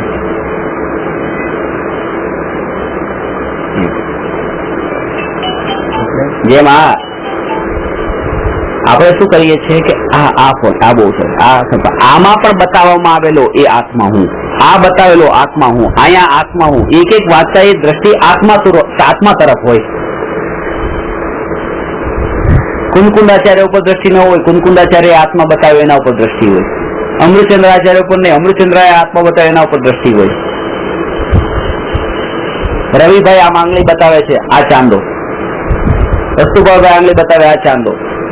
મનપાભાઈ આંગળી બતાવે આ ચાંદો. અને મારી દ્રષ્ટિ જાય છે તમારી આંગળી ઉપર જાય છે, તમારી આંગળી ઉપર જાય, તમારી આંગળી ઉપર જાય, ચાંદા ઉપર નથી જાય. તો કહેવાનું કે અહીંયા આ બધી આંગળી સમજો, અહીંયા નજર નથી કરવાની.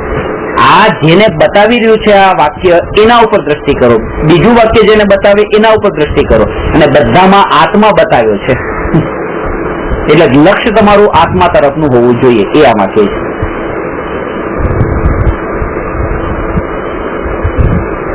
એ તો ખાલી બતાવવા વાળું છે, કહેનારું છે, પણ જેને કહેવામાં આવી રહ્યું છે એના ઉપર ધ્યાન નથી જતું, ધ્યાન અહીંયા રહી જાય છે.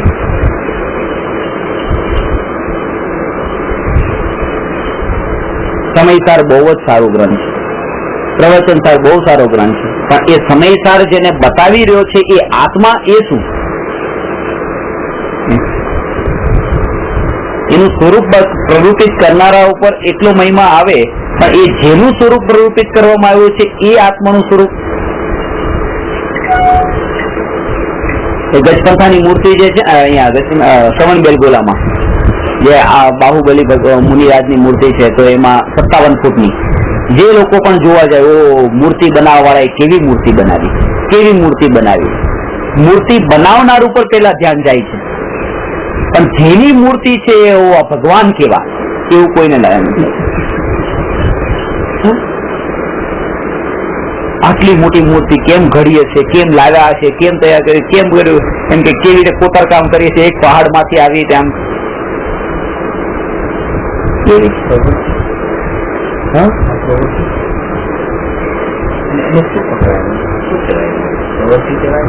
પ્રવૃત્તિ નહીં.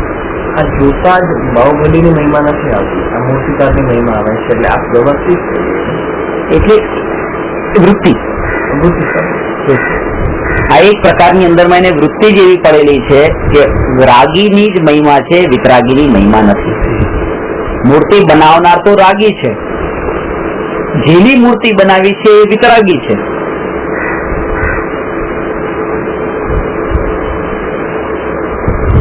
મૂર્તિ જોઈને એ જ વિચાર આવે છે કે આ કેટલી સરસ મૂર્તિ છે, આથી સરસ બનાવી છે, શું સરસ છે. અહીંયા જે આત્માનું વર્ણન અહીંયા વિધિમાં કરે તો ત્યાં તરત જ આ એક એક વાક્ય સાંભળતા ઓહો કેવું વાક્ય, પણ અહીંયા આ વાક્ય સાંભળતા આત્માની મહિમા એ આત્મા પહેલા હોવો જોઈએ અને પ્રમુખ સ્થાને.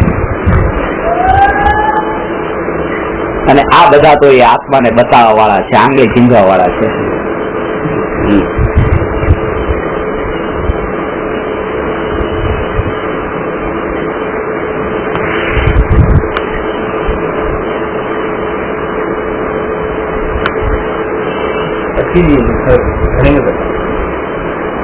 શાસ્ત્રોમાં અટકી જઈએ, ગુરુમાં અટકી જઈએ.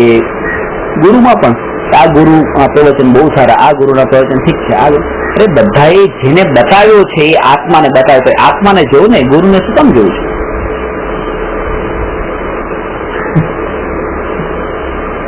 આજ સુધી જોયું નથી.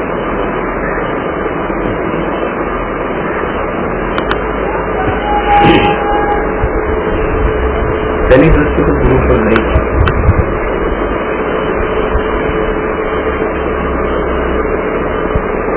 એક દિગંબર સાધુને ભણાવવા જતો હતો દિલ્હીમાં, અને ત્યાં મારો ક્લાસ પૂરો થયો એટલે પછી એ સાધુને કોઈ કીધું કે તમે આવા છોકરા પાસે ભણો છો, એમ કે ગ્રહ છે તમે સાધુ થઈને. તો એમણે એક વાત બહુ સરસ કીધી, તમારી સામે જ ઘર સભામાં બેઠા હતા, ભણતા હતા કે તમે કોઈ ફળની દુકાને ફળ લેવા જાઓ છો ત્યારે એ ફળ વેચનારો કોણ છે, કેવા કપડા પહેર્યા છે, દાઢી છે કે નહીં, મૂછું છે કે નહીં, આનું રૂપ બહારનું જોવો છો કે તમને જે ફળ આપે છે બસ ફળ કેવા છે, એના ઉપર તમારું ધ્યાન નથી જતું. કારણ કે એના ઉપર તમારી નજર જાય તો ફળ લેવાનું મન ન થાય, એનો એવા રૂપ લઈને બેઠો હોય છે ત્યારે આના હાથના આ ફળ લેવા, એમ એ તો તમે બધું ઇગ્નોર કરી દો છો. અને ખરેખર એવું હોય છે કે હોટલમાં પણ આ ખાતી વખતે આ વેઇટર આવે છે તો એનો જે ફેસ ને આમ તમે જો કે આ ખાવ ગલીના અંદર જે આંબાવાળા છે એના હાથ ને આ તમે જોજો, એના ઉપર દ્રષ્ટિ જાય તો ખાવાનું પેટમાં ન જાય. ના જાય ગટર પર ઉભા હોય, નાળી ચાલતી હોય,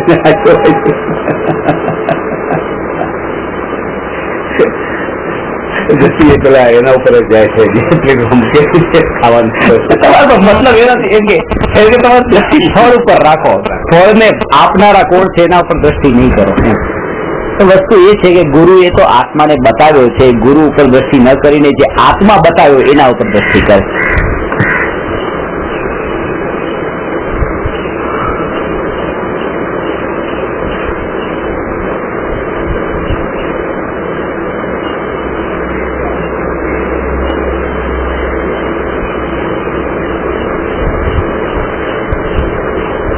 વિતરાગતા તરફ દ્રષ્ટિ કરવાથી વિતરાગતા પ્રગટ થતી નથી, વિતરાગતા તરફ દ્રષ્ટિ કરવાથી પણ રાગ જ ઉત્પન્ન થાય છે.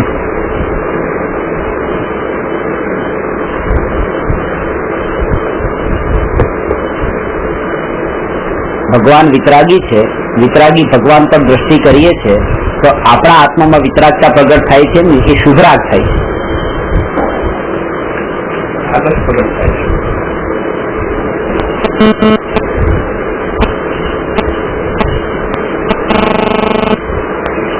વિતરાગી ઉપર દ્રષ્ટિ કરવાથી રાગ થાય છે, પણ વિતરાગતા ઉપર દ્રષ્ટિ કરવાથી પણ રાગ જ થાય. તો વિતરાગતા કોના ઉપર દ્રષ્ટિ કરવાથી થાય? અરાગી તત્વો ઉપર દ્રષ્ટિ કરવાથી વિતરાગતા પ્રગટ થાય. વિતરાગી અને અરાગી, વિતરાગતા એ શું છે? વિતરાગતા રાગ દ્વેષ જેમાંથી વીતી ગયો એવી શુદ્ધ પર્યાયનું નામ વિતરાગતા છે. વિતરાગતા તો પર્યાય છે, જેનામાં ભૂતકાળમાં રાગ દ્વેષના ભાવ હતા અને વર્તમાનમાં નથી તે વિતરાગી. જેનામાં ભૂતકાળમાં રાગ દ્વેષ હતો નહીં, વર્તમાનમાં છે નહીં અને ભવિષ્યમાં થશે નહીં એ અરાગી. હું ત્રિકાળી આત્મા, હું ભગવાન આત્મા, મારામાં રાગ આજ સુધી થયો નથી, છે નહીં ને થશે નહીં, એ આત્મા ઉપર દ્રષ્ટિ કરવાથી વિતરાગતા થાય છે. અરાગી તરફ દ્રષ્ટિ કરવાથી વિતરાગતા થાય છે ને વિતરાગી ઉપર દ્રષ્ટિ કરવાથી કે વિતરાગતાની પર્યાય ઉપર પણ દ્રષ્ટિ કરવાથી રાગ જ થાય, વિતરાગતા ન થાય. કારણ કે પર્યાય છે, વીતી ગયો એનો મતલબ ક્યારેક તો હતો. અજ્ઞાની માટે તો એ જ જરૂરી છે. અત્યારે તો એના માટે તો વિતરાગતા જરૂરી છે, પણ એનાથી વિતરાગતા નહીં થાય, એનાથી એને શુભરાગ થશે ને એ શુભરાગ થી આગળ પછી વિતરાગતા જયારે પ્રગટ થશે ત્યારે એનો આશ્રય આત્મા જ હશે, પરમાત્મા નહીં હોય. આ સાધન છે, ત્યારે એનો આશ્રય આત્મા હશે. અત્યારે તો આ વિતરાગતાનો જ આશ્રય જોશે એને.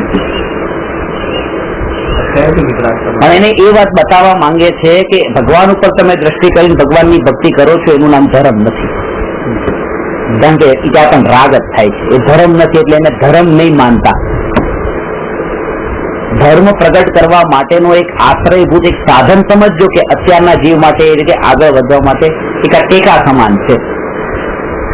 ધર્મ તો આ જ થઈ ગયો ને કે આપણું વિતરાગતા એ ધર્મ છે, પણ વિતરાગતાનો આશ્રય એ ધર્મ નથી. તો છૂટશે છે જ્યારે જ્ઞાન જ્ઞાન થશે.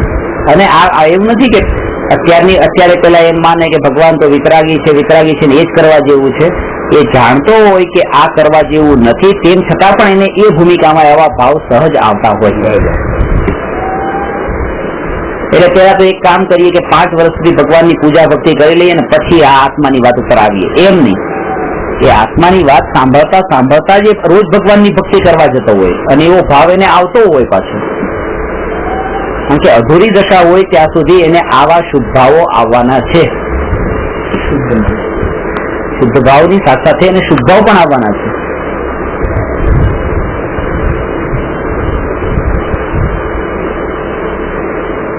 અને એટલા માટે એને વ્યવહારથી એને પણ ધર્મ કીધો. વ્યવહારથી જેમ કીધું ને એક વખત કે જમાઈ આપણા ઘરે આવે અને જમાઈની સાથે બીજા 4 જણા આવે તો એ પણ આપણા મહેમાન છે. એવી રીતે શુદ્ધ જમાઈ જેવો વ્યવહાર થાય. જમાઈ જેવો માન્યતામાં તો જમાય નહીં ના, એટલે એને વ્યવહારની પણ મર્યાદા પછી વ્યવહારની કે થાળી 5 મૂકી છે 4 મહેમાન ને જમાય તો થાળીમાં તો એ રીતે બધાને એક સરખું જ હશે. ખાવા પીવા સુધીનું બધું લાડુ બાડુ બધું બરાબર છે. હવે જવાનો ટાઈમ થયો તો દીકરીનો હાથ જમાઈને જ આપશે, બાકી બધાને 11 નો ટીકો ચાંદલો પકડાવીને કે જાઓ આવજો. તો એ બધો વ્યવહાર સરખો નથી પાછો. એટલે કે શુદ્ધ ભાવ જે વિતરાગતા રૂપ જે ધર્મ છે એની સાથે જેવા પ્રકારનું આપણી શ્રદ્ધા હોવી જોઈએ. અને આ શુદ્ધ ભાવ જે છે એની સાથે શ્રદ્ધામાં તો ભેદ હોય જ. શ્રદ્ધામાં તો ભેદ ખાલી એને ધર્મ નામ બોલી દીધું કે આ ધર્મ ને આ ધર્મ એમ. આશરો સંપન્ન ને નિર્જરા એમાં ધર્મ કયા ભાગમાં ઘટે? સંવર અને નિર્જરા એ ધર્મની આંશિક ધર્મ પ્રગટ થયો એમ કહેવાય ને મોક્ષ એ પૂર્ણ ધર્મની પૂર્ણતા છે. સંવર નિર્જરા એ ધર્મની શરૂઆત છે. સમ્યક દ્રષ્ટિને આશ્રવ અને બંધ તો સંસાર જ છે, અધર્મ જ છે. આશ્રમ અને બંધ અધર્મ છે. નિર્જરામાં ધર્મ ની કક્ષામાં આવે. હા, સબ ધર્મ છે. ધર્મના 10 લક્ષણમાં તપ નામનું ધર્મ છે, પણ પેટમાં રોટલી ન નાખવી એનું નામ તપ નથી. પછી એમ એટલે એ ધર્મ કીધો એમાં એ કીધું કે આજે બાહ્ય તપ ને અંતરંગ તપ, તો બાહ્ય તપ તો વ્યવહાર તપ કીધું. અંતરંગ તપ જે છે એ ખરું તપ છે. અંતરંગ તપ એટલે ધ્યાન સ્વાધ્યાય એ અંતરના. આમ તો ધર્મના 10 લક્ષણ છે એની અંદર સ્વાધ્યાય અને તપ બધા આવે છે અને આ ઉપવાસે આવે છે એ વ્યવહાર તપ છે. પણ આપણે જે ધર્મની પરિભાષા કહીએ જે વસ્તુનો સ્વભાવ છે એ ધર્મ છે. વસ્તુનો સ્વભાવ તો કાંઈ નથી તો ગ્રહણ કરવાનો કે નથી કાંઈ કાઢવાનું, એ ધર્મ છે. એ તો સંબંધની કક્ષામાં આવે. સંબર થઈ ગયું ને. વસ્તુનો સ્વભાવ કઈ ગ્રહણ કરવાનો નથી ને કઈ ત્યાગવાનો નથી, તો વસ્તુનો સ્વભાવ છે. એને ધર્મ કહેવાય. બરાબર બરાબર. ધર્મ શું છે તો કે આ ધર્મ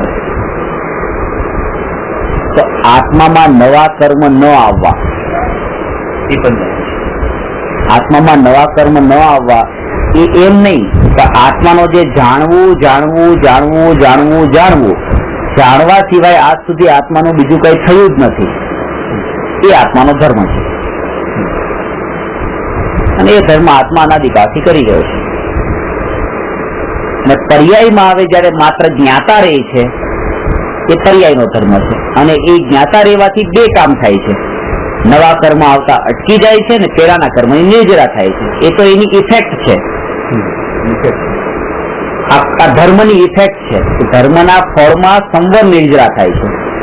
ખાલી એકલો સંવર જ થતો. ધર્મનો અર્થ કે પોતે જાણવું જે પોતાનો જ્ઞાન સ્વભાવ છે એ રૂપે હવે પર્યાયમાં એવી રીતે પરિણમન પણ થાય છે જ્ઞાતા રૂપે. એ કોઝ છે અને એના કારણે થઈને આવી ઇફેક્ટ થાય છે કે નવા હવે આવતા નથી, પેલાના હવે ખરતા જાય છે.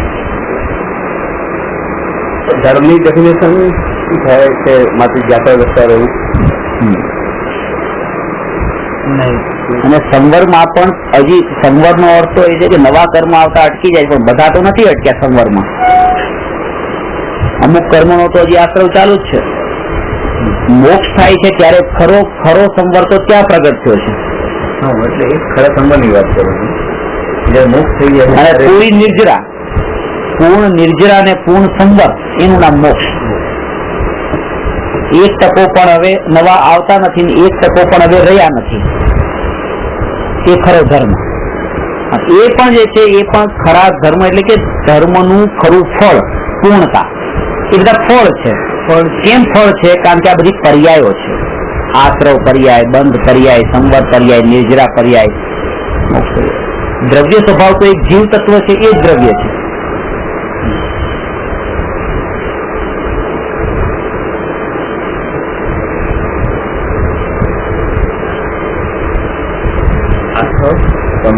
આશ્રવ, બંધ, સંવર, નિર્જરા અને મોક્ષ.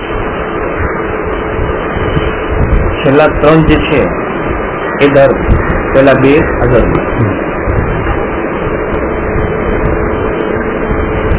આ જે વસ્તુ જે બધી રિઝલ્ટ છે, આ બસ ફળ છે. પર્યાયો તો એ જ હોય ને. ફળ છે. પર્યાયો એ જ હોય કે સ્વભાવમાં સ્થિર ન રહેવાનું ફળ શું? કે આશ્રવ ને બંધ. સ્વભાવમાં સ્થિર રહેવાનું ફળ શું? કે સંવર ને નિર્જરા. અનંતકાળ સુધી રહેવાનું ફળ શું? કે મોક્ષ. પણ ધર્મ તો એ થઈ ગયું કે અને એ જે વસ્તુ સહાવો ધર્મો જે કીધું છે એ તો છ દ્રવ્યનો સ્વભાવ કીધો છે. વસ્તુ કીધી છે ને, આત્મા ક્યાં કીધું છે? એ આત્માની ડેફિનેશન નથી બતાવી ધર્મની. એ તો આખા જગતમાં જે અનંત દ્રવ્ય છે, અનંત અનંત દ્રવ્યનો જે સ્વભાવ છે એ જેનો ધર્મ છે. એમાં ખાલી આત્મા ઉપર ઘટિત થાય એવું નથી. પૂતગલમાં સ્પર્શ ગંધ વણ છે એનો પૂતગલનો સ્વભાવ છે, પૂતગલનો ધર્મ છે. આત્માનો સ્વભાવ છે. જ્ઞાન દર્શન, જાણવું જાણવું જાણવું એ આત્માનો સ્વભાવ છે, એ આત્માનો ધર્મ છે. એ જાણવું પોતાને જ જાણવું ને. પોતાને જાણવું, બીજાને જાણવું, એનો એવો ભેદ નથી કર્યો. દીપક છે તો દીપકનું કામ શું છે?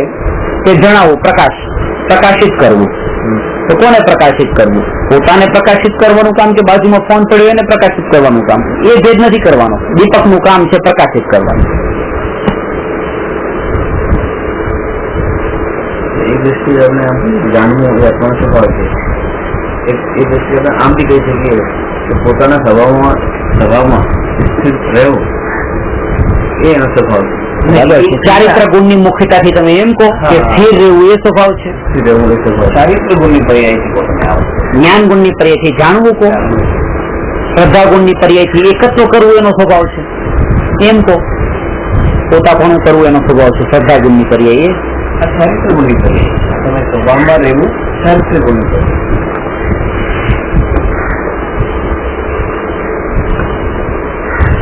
વસ્તુનો સ્વભાવ છે એ વસ્તુનો ધર્મ છે. છ દ્રવ્યનો જેવો સ્વભાવ છે એ છ દ્રવ્યનો સ્વભાવ એ છ દ્રવ્યનો ધર્મ છે. અને એ સ્વભાવને જેમ છે તેમ સ્વીકારવો એનો મતલબ ધર્મ પ્રગટ થવો. તમારા આત્માનો ધર્મ પ્રગટ થયો ક્યારે કહેવાય? કે પાણી ગરમ છે અને ગરમ પાણીમાં હાથ લાગતા આગ બળ્યો, તમે એનો સ્વભાવ સ્વીકાર્યો. આગ ગરમ છે તો આગમાં હાથ નાખતા ગરમ બળ્યો એનો સ્વભાવ સ્વીકાર્યો. વસ્તુનો સ્વભાવ જેવો છે, બે સ્વભાવ, દ્રવ્ય સ્વભાવ અને પર્યાય સ્વભાવ જેવો છે એવો એનો સ્વીકાર. એનો મતલબ તમે ધર્મી છો, તમે ધર્મ કરો છો. ધર્મ કર્યો ત્યારે કહેવાય કે તમારો સ્વભાવ બહુ ચીડચીડિયા વાળો છે અને તમે મને બહુ હેરાન કરો છો. હવે તમારો સ્વભાવ છે, મેં પર્યાય તમારી છે, અત્યારની પર્યાય તમારી એવી છે, જેમ છે એમ સ્વીકારી. મારી પર્યાય ને પણ મેં સ્વીકારી કે મારી પર્યાય જાણવાની છે. ખાલી બધું જેમ છે અને સ્વભાવ ને જેમ છે એનું લોકો જાણી લે છે. એ ધર્મ છે. જાણવો એ ધર્મ છે. પાછું એ જાણ્યું કે આ જીવ આ સ્વભાવ આવો છે, આ ક્રોધ વાળો સ્વભાવ છે, આ માન વાળો સ્વભાવ છે, માયા વાળો સ્વભાવ. એ સમયે એ પણ જાણું છું કે આ પરમાત્મા છે. કારણ કે પર્યાયના સ્વભાવની સાથે સાથે દ્રવ્યનો પણ સ્વભાવ જાણે છે, તો એ ધર્મી છે. ખાલી એકલો પર્યાય સ્વભાવ જાણે તો એ તો મિથ્યા દ્રષ્ટિ અધર્મી છે. એ જ એના અંદર એને જ બધું માની બેઠો છે કે બસ આ તો ક્રોધિત છે. પણ બીજો પક્ષ જે છે એને ન માન્યો. ધર્મી જીવ એ છે જે છ દ્રવ્યના દ્રવ્ય સ્વભાવ રૂપ ધર્મને, પર્યાય સ્વભાવ રૂપ ધર્મને એક સાથે જાણે, સ્વીકારે તે ધર્મી. ફેરફાર કરવાની બુદ્ધિ વગર સ્વભાવથી જાણે છે એટલે.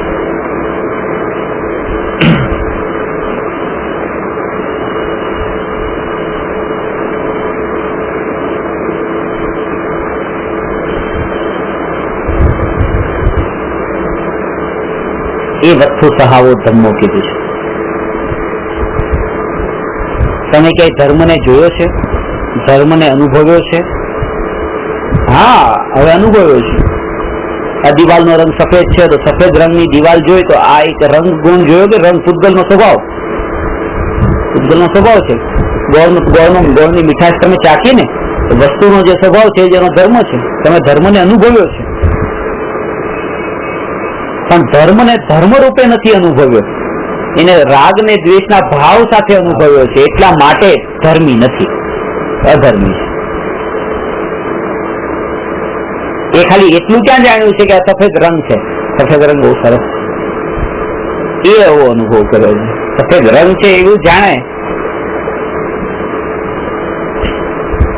તો આ આવે જાગૃતિ કે ભલે તમે મીઠાઈને ખાધી અને મીઠાઈ ખાધા પછી માનો કે નમકીન ખાધું તો એમાં તીખાશ ને આમાં મીઠાશ, તો આ મીઠાશ થી તીખાશ ઉપર ગયા પછી હવે આ સારું લાગ્યું એમ નહીં, આ તીખું છે અને આ મીઠું છે.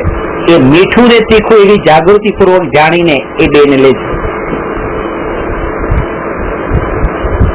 એટલે એ થયું કે જે છે એના સ્વભાવથી જાણો છો અને એને સારા ખરાબના ભેદ વગર કે આ મીઠું છે, આ મીઠું છે એમ કરીને ખાવું એમાં કઈ ખોટું નથી,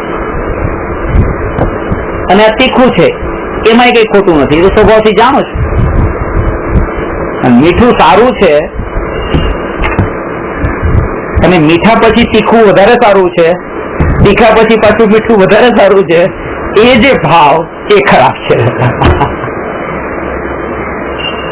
આ ભાવ ખરાબ છે, આ સારું આ સારું. રાગાદી ભાવ જે છે બસ એ રાગાદી ભાવ સાથે ઉપયોગનું પરમાં જવું ક્યાં વાંધો છે? રાગાદી ભાવ છે ત્યારે જ ઉપયોગ પરમાં જાય છે પાછો, નહીં તો જતો પણ નથી.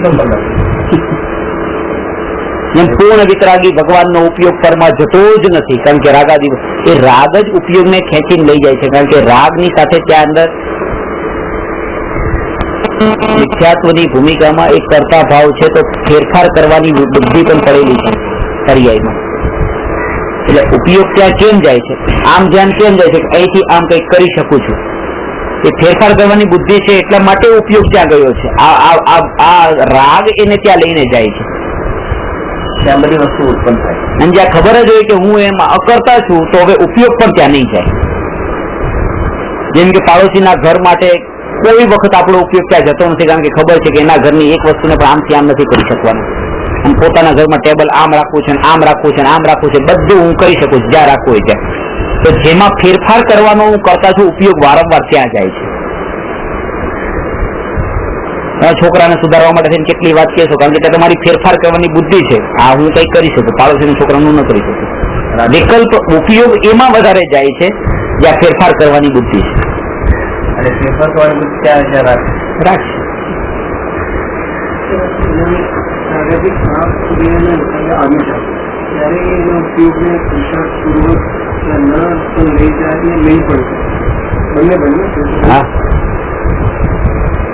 ઉદય અનુસાર એવા રાગાદી ભાવ આવ્યા અને ઉપયોગ ત્યાં ન જાય એવું બને, પણ એના અંદર પણ સૂક્ષ્મ ઉપયોગ જોડાયેલો જ રહેતો હોય છે, એનો એને અહેસાસ નથી થતો. જેમ કે ભાવલિંગી સાધુને ધ્યાનની દશા હોય, 7મું ગુણસ્થાન છે, 7મા ગુણસ્થાને શુદ્ધોપયોગના કાળે પણ ચારિત્રમો સંજલન કષાયનો ઉદય બાકી છે, તો એ સમયે ત્યાં પણ વિકલ્પો ચાલુ છે અને એ લાગે કે એમાં જોડાણ નથી કરતા, તો ઉપયોગ માનો કે ત્યાં ન ગયો એમ નહીં, ઉપયોગ તો એ વિકલ્પમાં જોડાણો જ છે, પણ એ આ નિર્વિકલ્પ અનુભૂતિમાં એ બાધક નથી બન્યો, એ ઉપયોગનું જોડાણ ત્યાં. એટલા માટે એને સૂક્ષ્મ વિકલ્પ કીધા, સ્થૂળ વિકલ્પો નહીં કીધા. એ જે સૂક્ષ્મ વિકલ્પોમાં ઉપયોગ જોડાતો હોય તેમ છતાં પણ એ વિકલ્પો ચાલતા હોય વિકલ્પની રીતે, સૂક્ષ્મ વિકલ્પ, તેમ છતાં તે બાધક ન બનતા હોય. આ સાતમા ગુણસ્થાનની વાત કરી જે નિષ્ઠાત્મક ગુણસ્થાનમાં છે કે તેનો ઉપયોગ રાજાદી ભાવમાં જાય છે એ પછી પુરુષાર્થ જાતે એને ચારે કચાય તો એ તો નિયમથી એના અંદર એનો ઉપયોગ જવાનો જ છે કર્મ. તો હવે શું થશે કે એટલે જ તે કે જયારે અનંતાનુબંધી કસાયનો અભાવ થયો તો એટલા અંશે અભાવ થતા ત્યારે ઉપયોગ સ્વભાવમાં ઢળે છે, ત્યારે જ અનંતાનુબંધીના કસાયના અભાવ વગર નિર્વિકલ્પ દશા કેમ નથી પ્રગટ થતી? આના કારણે. કારણ કે એટલો કસાય હજી એટલા 25% જે 25% કસાય તે હજી ટળ્યો ન હોય તો ઉપયોગ સ્વભાવમાં જાય કેવી રીતે? એટલા અંશે ટળે તો અમુક સમય માટે ઉપયોગ સ્વભાવમાં જાય.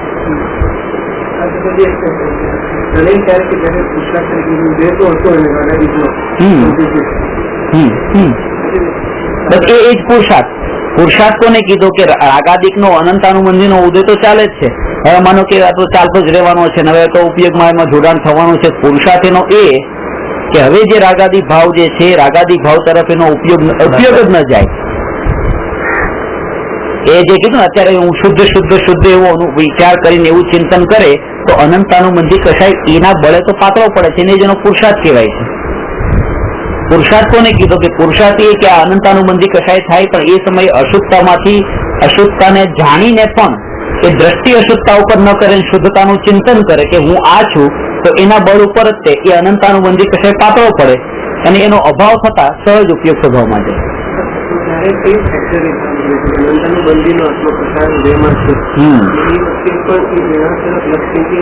ઉપયોગની સાથે જોડાયેલો છે ઉદયના સમય એ વખતે કયો બીજો ઉપયોગ એવો જે છે કે જે એને ત્યાં તો છે ઉપયોગ અનંતાનુબંધીમાં, બીજો ઉપયોગ એવો છે કે એને તોડીને પાછો પોતાના સ્વમાં સ્થિર થઈને ચારીને નિર્વિકલ્પ આત્માની અનુભૂતિ થાય એ કઈ પ્રેક્ટિસ એ જ છે કે ત્યાં અંદર મેં તમને એક વાત કરી કે પરિણતિના અંદર અમુક ટકા શુદ્ધતા અમુક ટકા જે અશુદ્ધતા છે ને અવિભાગ પ્રતિચ્છેદની પર્યાયના, તો અમુક અવિભાગ પ્રતિચ્છેદો આ સ્વભાવ તરફ છે, અમુક અવિભાગ પ્રતિચ્છેદો અશુદ્ધતા વાળા પક્ષમાં છે, અમુક શુદ્ધતા વાળા પક્ષમાં છે.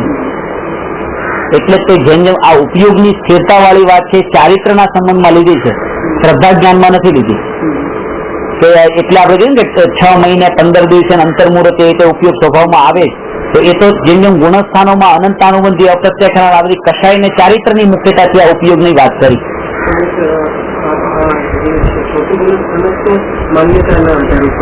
ચોથું ગુણસ્થાનમાં પણ ચોથા ગુણસ્થાનમાં માન્યતાની સાથે આ જે ઉપયોગ જે સ્થિર થયો છે, ઉપયોગ જે ત્યાં જ ગયો છે એનું કારણ તો આ છે અનંતાનુબંધીનો અભાવ. કારણ કે માન્યતા તો ત્યાં પણ છે, 5માં પણ એ જ છે, 6માં પણ એ જ છે, પણ જે ફેરફાર થયો છે ફેરફાર કોના કારણે થયો? આ ચારિત્ર. તો ચોથામાં પણ આ અનંતાનુબંધીનો અભાવ જ લેવાનો રહેશે જ છે ને. ચારિત્રની જ ત્યાં મુખ્યતા રહેશે. આ ઉપયોગના જોડાણ ઉપયોગ સ્વભાવમાં ગયો એના માટે તો એમાં તો ચારિત્રની જ મુખ્યતા રહેશે. કારણ કે એ નિર્વિકલ્પનો મતલબ સ્વભાવમાં સ્થિર થવું અને સ્થિરતા તો ચારિત્ર ગુણની પર્યાય છે. કાર્ય કરી રહ્યું છે ત્યારે કેમ કે અનંતાનુબંધી ઉદયમાં છે ને અહીંયા ચારિત્ર પહેલા ગુણસ્થાનની વાત કરો છો ને? પહેલા ગુણસ્થાન થી ચોથા ગુણસ્થાન વચ્ચે જયારે અનુભૂતિ કરે છે ત્યારે ના ચોથા ગુણસ્થાનની વચ્ચે એટલે ચોથામાં હોય અથવા પહેલામાં હોય તો પણ એ પહેલું ગુણસ્થાન જ થયું. સીડીમાં પણ એ સીડીનું ગુણસ્થાન કોઈ વચ્ચેનું નથી પાછું. એ બધા હોય જ નહીં, હોય જ નહીં. ઉદયમાં છે રાગાદિક ભાવો ઉદયમાં છે ત્યારે એનો ઉપયોગ જોડાયેલો છે એ જ સમયે જયારે આત્માની અનુભૂતિ થાય અનુભૂતિ ન આવે. કારણ કે રાગાદી ભાવમાં ઉપયોગ એનો અનંતાનુબંધી કસાય જે છે જયારે તત્વોનું ચિંતન કરે છે એ સમયે તે અનંતાનુબંધી કર્મના જે કર્મ છે એના ઓટોમેટિક એવો ઉપશમ થાય છે કે જેના કારણે એની સત્તા ત્યાં રહેતી નથી, ઉદયમાં જ રહેતા નથી, તો ઉપયોગ જોડાવાની સંભાવના જ નથી. ત્યારે ઉપશમમાં રહે છે ત્યારે એને જોડાવાની શક્યતા એના અંતર્મુહૂર્ત જે અનંતાનુબંધી જે ઉપશમ થાય છે ત્યાં તો એ રાગાદિક ભાવમાં હતો ત્યારે કયું ફેક્ટર છે કે જે એને ઉત્સવમાં લાવી દે છે કે પછી આ સહજ છે? ના, આ ચિંતનના બળ ઉપર જ તે જે વિચારની પ્રક્રિયા જે ચાલે છે ને એ વિચાર અને ધ્યાન બંનેને સાથે લીધા છે ને તો ધ્યાનમાં તો એ અનંતાનુબંધીનો ઉપશમ થઈ ગયો. જયારે ધ્યાનનો કાળ છે, નિર્વિકલ્પ દશાનો કાળ છે, એના પેલા જે વિચારો છે એ વિચારોથી એ કસાયો પાતળા પડે છે. અને આ વિચાર પાછો અનંતાનુબંધી કસાય પાછો પેલામાં તો વધશે. આ રાઈટ ફેક્ટ આ છે, આ શુદ્ધતા વાળો પક્ષ. શુદ્ધતા, શુભ વાળો નહીં, શુદ્ધતા. અને એકાંતમાં બેસીને પછી પોતે તમે પણ વિચાર કરશો, તમને ખ્યાલમાં આવશે કે અશુદ્ધતા અશુદ્ધતા અશુદ્ધતા અશુદ્ધતા એમ નથી કે અશુદ્ધતાથી આપણે પોતાની ભૂલને ઢાંકવા માંગીએ છીએ કે કરતા જઈએ પાપ, પણ વાત એ છે કે જ્ઞાની જયારે એમ કહે કે તમે જયારે અશુદ્ધતા વાળો પક્ષ લો છો ત્યારે તમારી અશુદ્ધતા એમ ચાલવાની નથી. તો ખરેખર હું જે માર્ગ મને બતાવે છે સીધો માર્ગ, તો હું આ માર્ગ કેમ ન અપનાવું? અને એના બળ પર એટલો શ્રદ્ધા પાછી હોવી જોઈએ કે હું ખાલી શુદ્ધ છું માની લઉં તો અશુદ્ધતા ટળી જાય. એવી શ્રદ્ધા હોવી જોઈએ કે આ ગુરુના વચન છે, ટળશે. માનો તો ખરા એકવાર શુદ્ધ છું કે અતિ શુદ્ધ ટળી નહીં અશુદ્ધતા, કારણ કે શુદ્ધ બધી માયનો નથી. થોડીક વાર શુદ્ધ છું વિચાર કરે પાછો કઈ અનુકૂળતા આવે પ્રતિકૂળતા આવે પાછો કે ના હું તો અનુકૂળતા પ્રતિકૂળતા વાળો છું. એ શુદ્ધતાની ધારા કન્ટિન્યુઅસ રહેવી જોઈએ કે હું શુદ્ધ જ છું. ઉપયોગ પોતાના સ્કૂલમાં લાગ્યો એટલે ઉપયોગીને ચેન્જ કર્યો કે માનસિક ઉદયમાં છે ઉપયોગ સહજ થયો એનો, કારણ કે કસાયો એ ચિંતન કરતા કરતા કે કસાયો ત્યાં પાતળા પડતા ગયા અને કસાયોનો જયારે અભાવ થયો તો એ અભાવ થતા ઉપયોગ સ્વભાવ તરફ થયો. હા એ જ કસાયોનો દબાયા એટલે એ જ ઉપશમ થયો, ત્યારે તો સ્વભાવ તરફ ઉપયોગ ઢળ્યો. આ જે પ્રોસેસ છે ને ત્યાંના અંદર એના વિકલ્પો કામ નથી કરતા ત્યાં. એટલે અત્યારની આ ભૂમિકાથી અત્યારે આપણે બહાર કોણ છે અહીંયાથી નથી દેખાતું, મારે હવે જોવું છે કોણ છે, હું પેલા અહીંયા આવી જાઉં ત્યાંનું મને દેખાઈ જશે. આટલું જ મારે અહીં કરવાનું છે, ત્યાંનું સહજ થવાનું છે. તો અત્યારે મારા માટે અત્યારે શું છે કે આ જે કસાયનો ઉપશમ ને ઉપયોગનું સ્વભાવ તરફ ઢળવું એ ત્યાંની વાત છે. અત્યારે મારે ત્યાં સુધી પહોંચવા માટે શું કરવાનું છે કે આ ચિંતન કરવાનું છે. એ ચિંતન, અને આપણે ભૂલે કરીએ છીએ કે અહીંયા જ બેઠા બેઠા હવે અનુભવ કરવો છે ત્યાંનો, એ નથી થતો. ચિંતન તો નિરંતર આનું નાનું રાખવાનું છે. ચિંતન વારંવાર પોતાની સાથે જ એવી રીતે ચર્ચા કરો, વાતો કરો.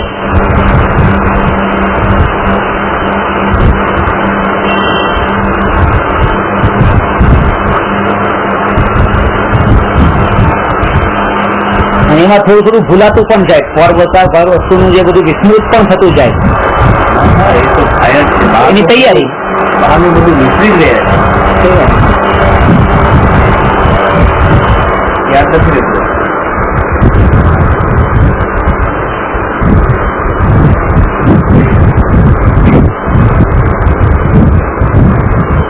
આ શ્રદ્ધા એક મૂળ કામ, શ્રદ્ધા જે છે ને શ્રદ્ધાના બળ પર આગળ વધારશે.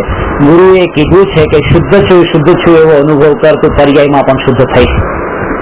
એ શ્રદ્ધાના બળ ઉપર પુરુષાર્થ કરે, શંકા ન કરે કે નહીં થાવ તો એના કરતા તો આટલું તો કરીને કશાય પાતળા તો રહેતા હતા કમસે કમ, કે હું આવો દુઃખી છું પાપી છું, એમ નહીં. એક શ્રદ્ધાના બળ પર, ગુરુના વચન છે અને કરી ચુક્યા છે, પાછું અનુભવ કરી ચુક્યા છે આના બળ ઉપર. અને આપણને એમ કીધું છે પાછું હું કહું છું એટલે તમે નહીં માનતા, તમે પોતે અનુભવ કરીને માનજો. કુમકુંદાચાર્ય કહે છે અનુભવ પ્રમાણથી તમે આ વાત જે બતાવું છું એને તમે અનુભવ પ્રમાણથી સ્વીકાર કરજો.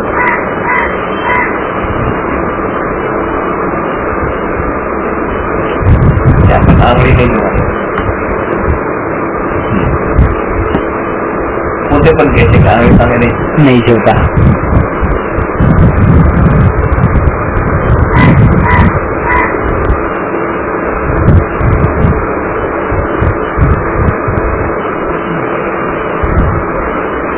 મારી દ્રષ્ટિથી તમે આત્માને નહીં જો, તમે તમારી દ્રષ્ટિથી આત્માને જો. મેં આવો અનુભવ કર્યો છે એટલે તમે એ દ્રષ્ટિથી આત્માને જોવો છો એમ નહીં. તમારે એવો અનુભવ તમારી દ્રષ્ટિથી કરવાનો છે.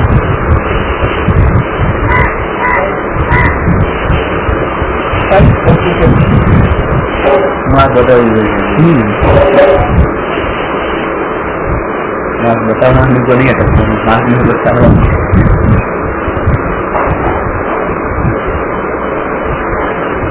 જે વસ્તુ એક તો સામે છે એ દ્રષ્ટિમાં આવી છે, દ્રષ્ટિમાં આવેલી વસ્તુનું વર્ણન છે એ આગમ છે.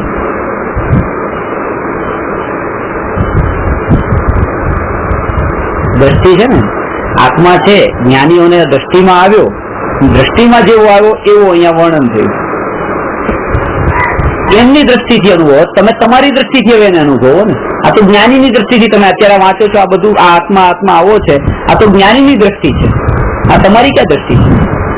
હવે તમારી દ્રષ્ટિ જયારે આવી થાય ત્યારે તમે આત્માને ઓળખો. એમાં પણ ચોખ્ખું લખેલું છે કે મેં પણ દ્રષ્ટિ મારી તો કરી એટલે હું પામ્યો. કાગળ છે, કાગળ છે. તો પછી આપણી દ્રષ્ટિ પછી એમની હોય છે. અને આના ઉપરથી સ્વચ્છંદતા બિલકુલ નહીં આવે, સ્વચ્છંદતા બિલકુલ નહીં આવે.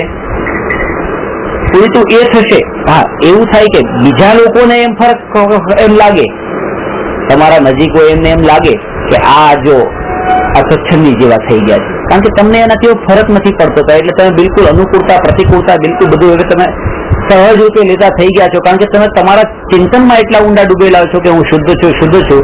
એટલા માટે બહારના અંદર તમે ઇમ્પ્રોપર થઈ જાઓ એવું બની શકે, અને એના કારણે તમારો કોઈ સિક્કો મારી દે કે તમે ખોટા માર્ગે જાઓ છો. એટલે તમે ના ના ના સમાજ મારીને સમાજમાં ખોટા માર્ગે મોકલો તો આ કેવી રીતે? સાચો માર્ગ પકડ્યો હોવા છતાં પણ ત્યાં લોકોપવાદના ભયના લીધે પાછા વળી જઈએ છીએ. પણ એ ભય નહીં રાખો, હજુ વધુ આગળ બસ. કારણ કે જ્ઞાનીઓને પણ આવું જ થયું હતું. રોકવા વાળા તો કેટલાય હોય છે, ટોકવા વાળા કેટલા હોય છે.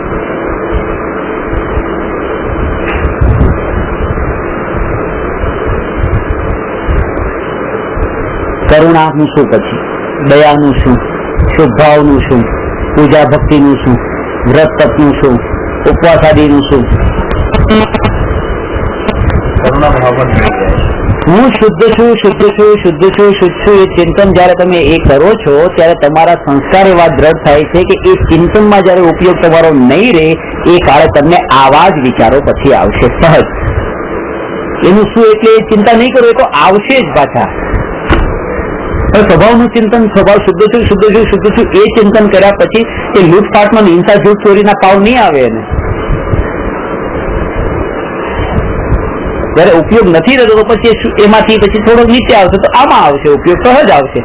પણ એનું પ્લાનિંગ નહીં કરતા, શુભ ભાવનું પ્લાનિંગ નહીં કરતા. એક ચોર જયારે સુધરી ગયો હોય અને સૌથી જયારે એને પૈસા મળવાના ચાલુ થાય ત્યારે એને બીજા ચોરની તો ફોન આવે. ત્યાં સુધી નથી આવતું, પોતે ચોર છે ત્યાં સુધી નથી આવતું. સપ્તાહ થઈ ગયા, મળવાના ચાલુ થઈ ગયા, આશા મળે ચોર. ત્યારે તો પેલો ચોર એનો પ્રતિદ્વંદી લાગે છે. ત્યારે તે એના પ્રત્યે ભાવ તો હતો કે આ ચોરી બંધ કરી દે, જેથી કરીને હું વધારે ચોરીઓ કરું એની જગ્યાએ જઈને, અને પછી ભાવ આવે છે કે આ ચોરી બંધ કરી દે જેથી કરીને એનું અહિત ન થાય. એમ એવા કેટલું પેલામાં મારું અહિત ન થાય એ ચોરી બંધ કરી દે. ક્રિયા બંનેની એક જ છે. એટલે વિખ્યાત્મની ભૂમિકામાં એમ આ તમે આટલો પરિગ્રહ ભેગો કરીને બેઠા છો, થોડો છોડો મને આપી દે. આ એક ઉપદેશ તમને તો પછી પણ કે તમે છોડો, પણ પેલામાં તો પોતાનું હિત સાધે છે, તો પોતાનું ભલું કરવા માટે એને ઉપદેશ તો બેમાં સરખો છે કે તમે છોડો.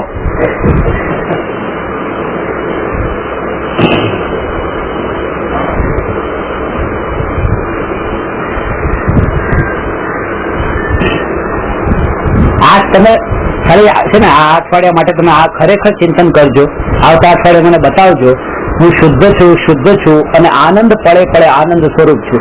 અલગ અલગ પડખેથી શુદ્ધ છું, આનંદ સ્વરૂપ છું, આનંદ સ્વરૂપ છું એટલે જ શુદ્ધ છું, દુઃખનો અંશ નથી એટલે જ શુદ્ધ છું, જાણવું જ છે એટલે શુદ્ધ છું, રાગદ્વેષ છે જ નહીં. આવા અલગ અલગ અલગ અલગ વિચાર આવા દાવા ચાલતા રહે. કારણ કે એકના એક વિચારમાં તો એને પૈસાઓ તો જરૂરી છે, પણ એવો જ વિચાર બીજો વિચાર પણ એવો જ હોય, ત્રીજો પણ એવો જ હોય જે એકબીજા સાથે જોડનારો એનો હોય. એવી અંશર જોડવા જેવી છે, બીજાની મજા મારે જવાય એ વિચાર અત્યારે નથી એ વિચાર પણ નથી કરવા.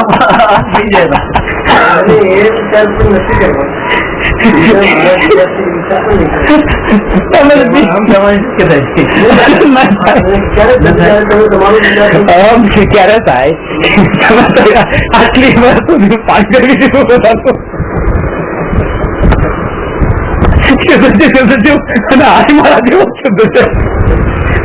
બરાબર છે.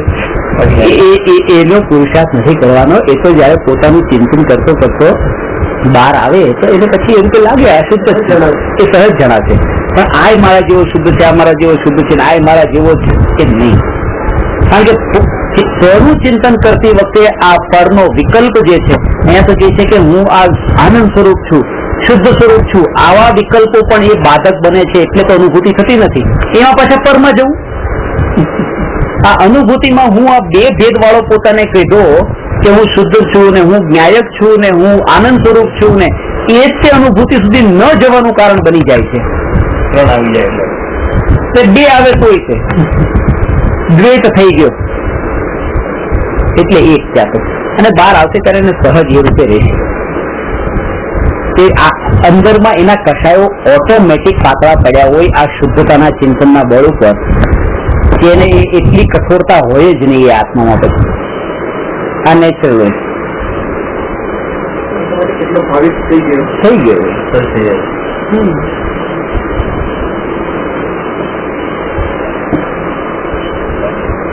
એ તો વચ્ચે એને આવશે જ તે ધ્યેય એનું એ છે, ધ્યેય એ રાખીને આ કરે છે.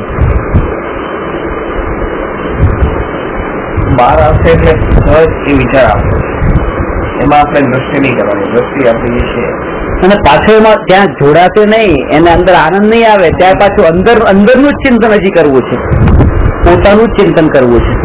જયારે પોતાનું ચિંતન કરવાનું પોતાનું એટલે કોણ? આ રાગી દ્વેષનું નહીં, શુદ્ધ આનંદ તો એ હું.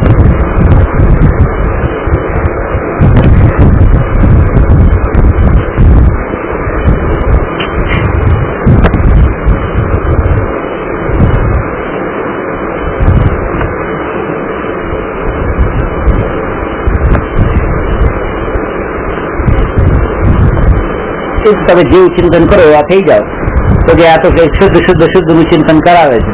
શુદ્ધ આત્મા છે નહીં, આ તો આમ ચિંતન કરવાનું આવું એટલે શુદ્ધ થઈ જાય એમ નહીં. શુદ્ધ છું પાછો એવી શ્રદ્ધા પાછી ત્યાં આંગળી ઉપર દ્રષ્ટિ ન જાય એ શુદ્ધ છું, ત્યાં શુદ્ધ છે આત્મા એના ઉપર દ્રષ્ટિ જાય.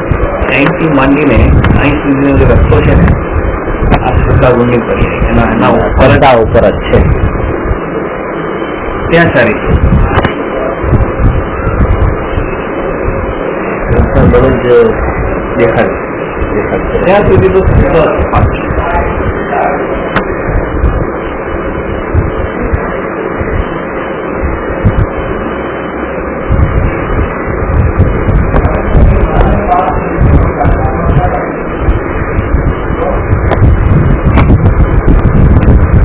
વારંવાર રટન કરવાથી શ્રદ્ધા થાય.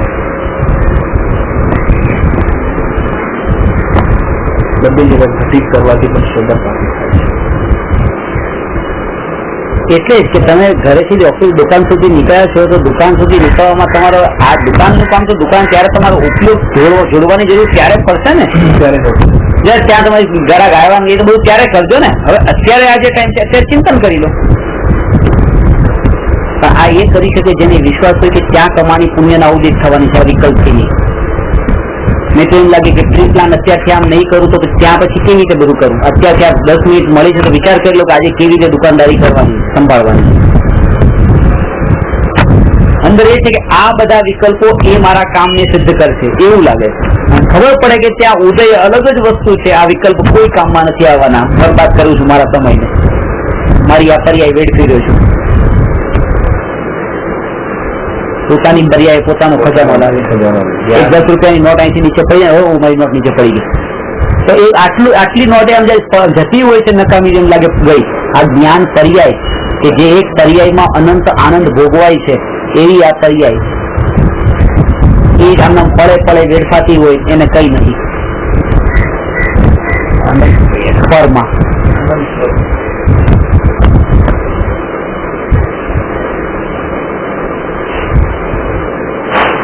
એટલે આ છેલ્લે આ પોઈન્ટ થયો કે વિતરાગતા તરફ દ્રષ્ટિ કરવાથી પણ વિતરાગતા પ્રગટ થતી નથી. અરાગી એવા ન્યાયક આત્મા તરફ દ્રષ્ટિ કરવાથી વિતરાગતા પ્રગટ થાય છે. એના તરફ દ્રષ્ટિ કરવાથી રાગ પણ ઉત્પન્ન થતો નથી. ખાસ વાત શુભ રાગ, કોઈ પણ પ્રકારના રાગ.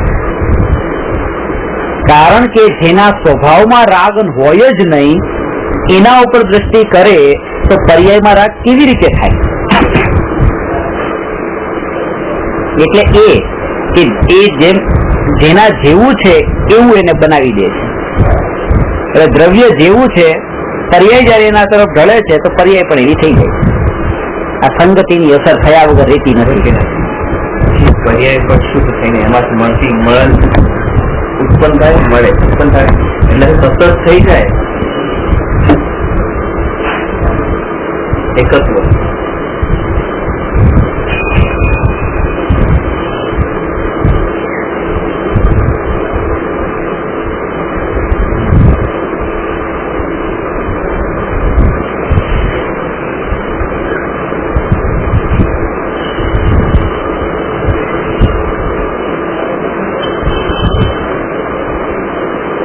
કઈ શંકા હોય તો બોલો.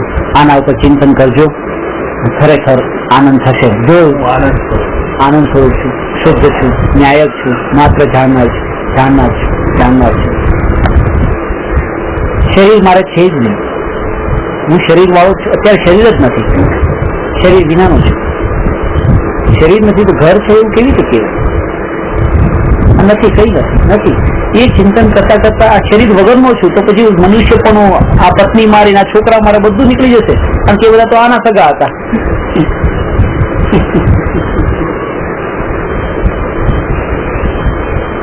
જયારે ખબર પડી આ રવિભાઈ ના છોકરા, રવિભાઈ ની પત્ની, રવિભાઈ નું પરિવાર, પણ રવિભાઈ હું નહીં તો પછી આ પછી હોય તો રવિભાઈ ના હોય, હું જુદો.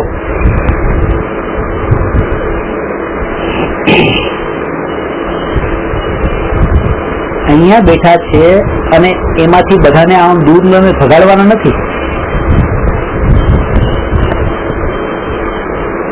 ભરત ચક્રવર્તીએ 84 લાખ હાથી ને 18 કરોડ ઘોડા છોડ્યા.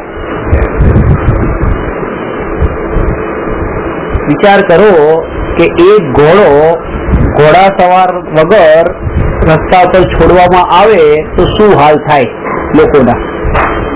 તો જેને 84 લાખ હાથી છોડ્યા હોય અને 18 કરોડ ઘોડા છોડ્યા હોય છે તો કે એમણે કઈ નતા છોડ્યા. એ તો એની જગ્યાએ તબેલામાં પડ્યા હતા, પોતે એને છોડી નીકળી. એનો મતલબ છોડે. એવી રીતે કે આ ઘર, શરીર, પુત્ર બધાને એના સ્થાને રહેવા દો. આ આત્માને ઊંચો કરીને આ બાજુ લાવી દો કે આ બધું પર અને અહીંયા હું. એને તો હું નથી કરવાના કે ભાઈ તું દૂર જા, તું દૂર જા, તું દૂર જા. એ તો મોટો આતંક છે.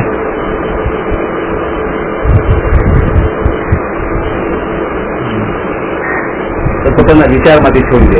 આ વિચારોમાંથી છોડી દે. આ માન્યતામાં તો એ શું આવી ગયું? હું આત્મા છું એમ નહીં. આ કર્યા વગર છૂટતો નથી. આ જુદું છે.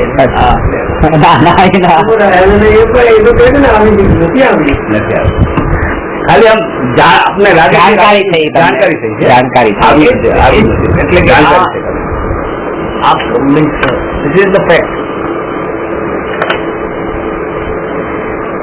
તમે ટેબલ પર બેઠા છો, ખુરશી પર બેઠા?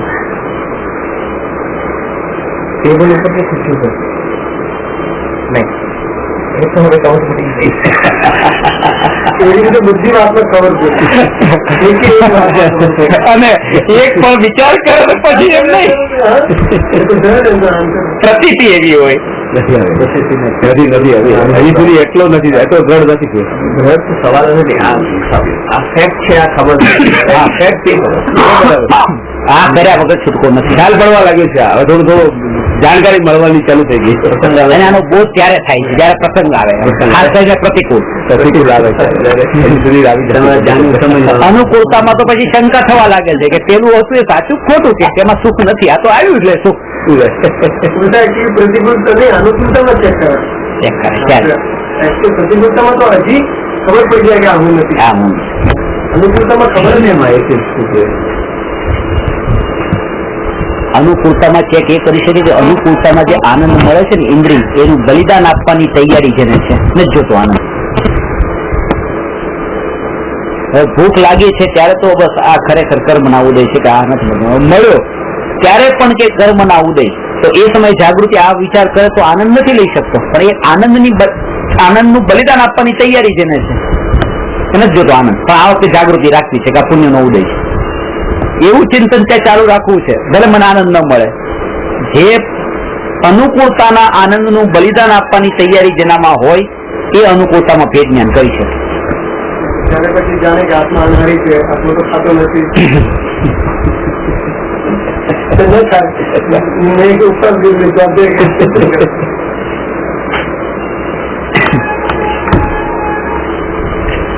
નમો અરહંતાણમ નમો સિદ્ધાણમ નમો આયરિયાણમ નમો ઉવજ્જાયાણમ નમો લોયે સવસાહું.